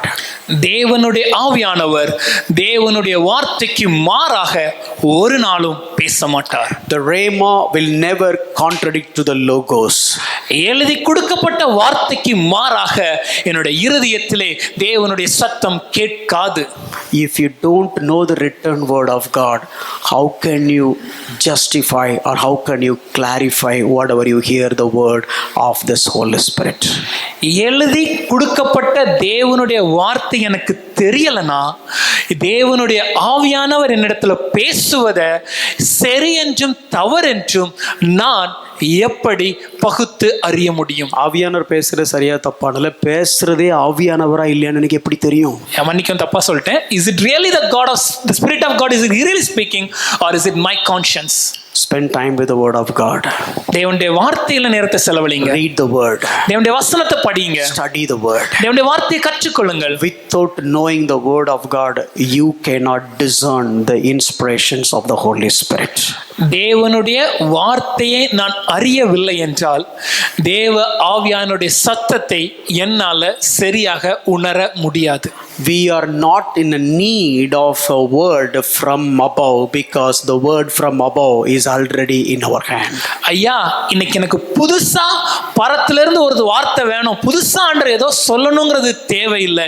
ஏனென்றால் ஏற்கனவே பரத்திலிருந்து இறங்கி வந்த தேவனுடைய வார்த்தை என்னுடைய கரத்தில் இருக்கிறது. I don't have extra revelations. ஆகவே புதுசா இன்னைக்கு ஒரு வெளிப்பாடு எனக்கு கிடையாது. I don't want any extra inventions. புதுசா ஏதோ கண்டுபிடிச்ச வார்த்தை எனக்கு தேவையும் இல்லை. This inspirations is enough for us. தேவன் எழுதி கொடுத்த வார்த்தை நமக்கு போதுமானது. Study the word. தேவ வார்த்தையை கற்றுக்கொள்ளுங்கள். Spend more time in the word. தேவ வசனத்துல நேரத்தை செலவழிங்க. You will find the leading of the Holy Spirit through this written word. And life will become changed. தேவனுடைய ஆவியானவர் இந்த தேவனுடைய வார்த்தையின் வழியாக நம்மளை வழி நடத்துவார். அதன் மூலமாக நம்முடைய வாழ்க்கை மாறும். I don't have any other options. I am stopping here. எனக்கு நேரம் இல்லாகவே இதோட நான் முடிக்கிறேன். We'll continue next week. அடுத்த வாரம் நான் முழுசா சொல்றேன். But if you have time, ஒருவேளை உங்களுக்கு நேரம் இருந்துச்சுன்னா read Romans chapter 8 again and again. ரோமர் 8வது அதிகாரத்தை மாத்திரம் மறுபடியும் வாசிங்க. And read Galatians 5. கலாத்தியர் 5வது I'm அதிகாரத்தையும். going to preach from these two chapters next week. அடுத்த வாரம் இந்த 2 அதிகாரத்துல இருந்தா பிரசங்கம் பண்ண What we போறேன். may live by the Holy Spirit. பரிசுத்த ஆவியானவரால் வாழ்வது என்றால் என்ன? What we may lead by the Holy Spirit. ஆவியின்படி நடத்தப்படுவதுனா என்ன? What we may walk by the Holy Spirit. ஆவியின்படி நடக்கிறதுனா என்ன? Basically, what is the role of the Holy Spirit in the process of sanctification? Come next week.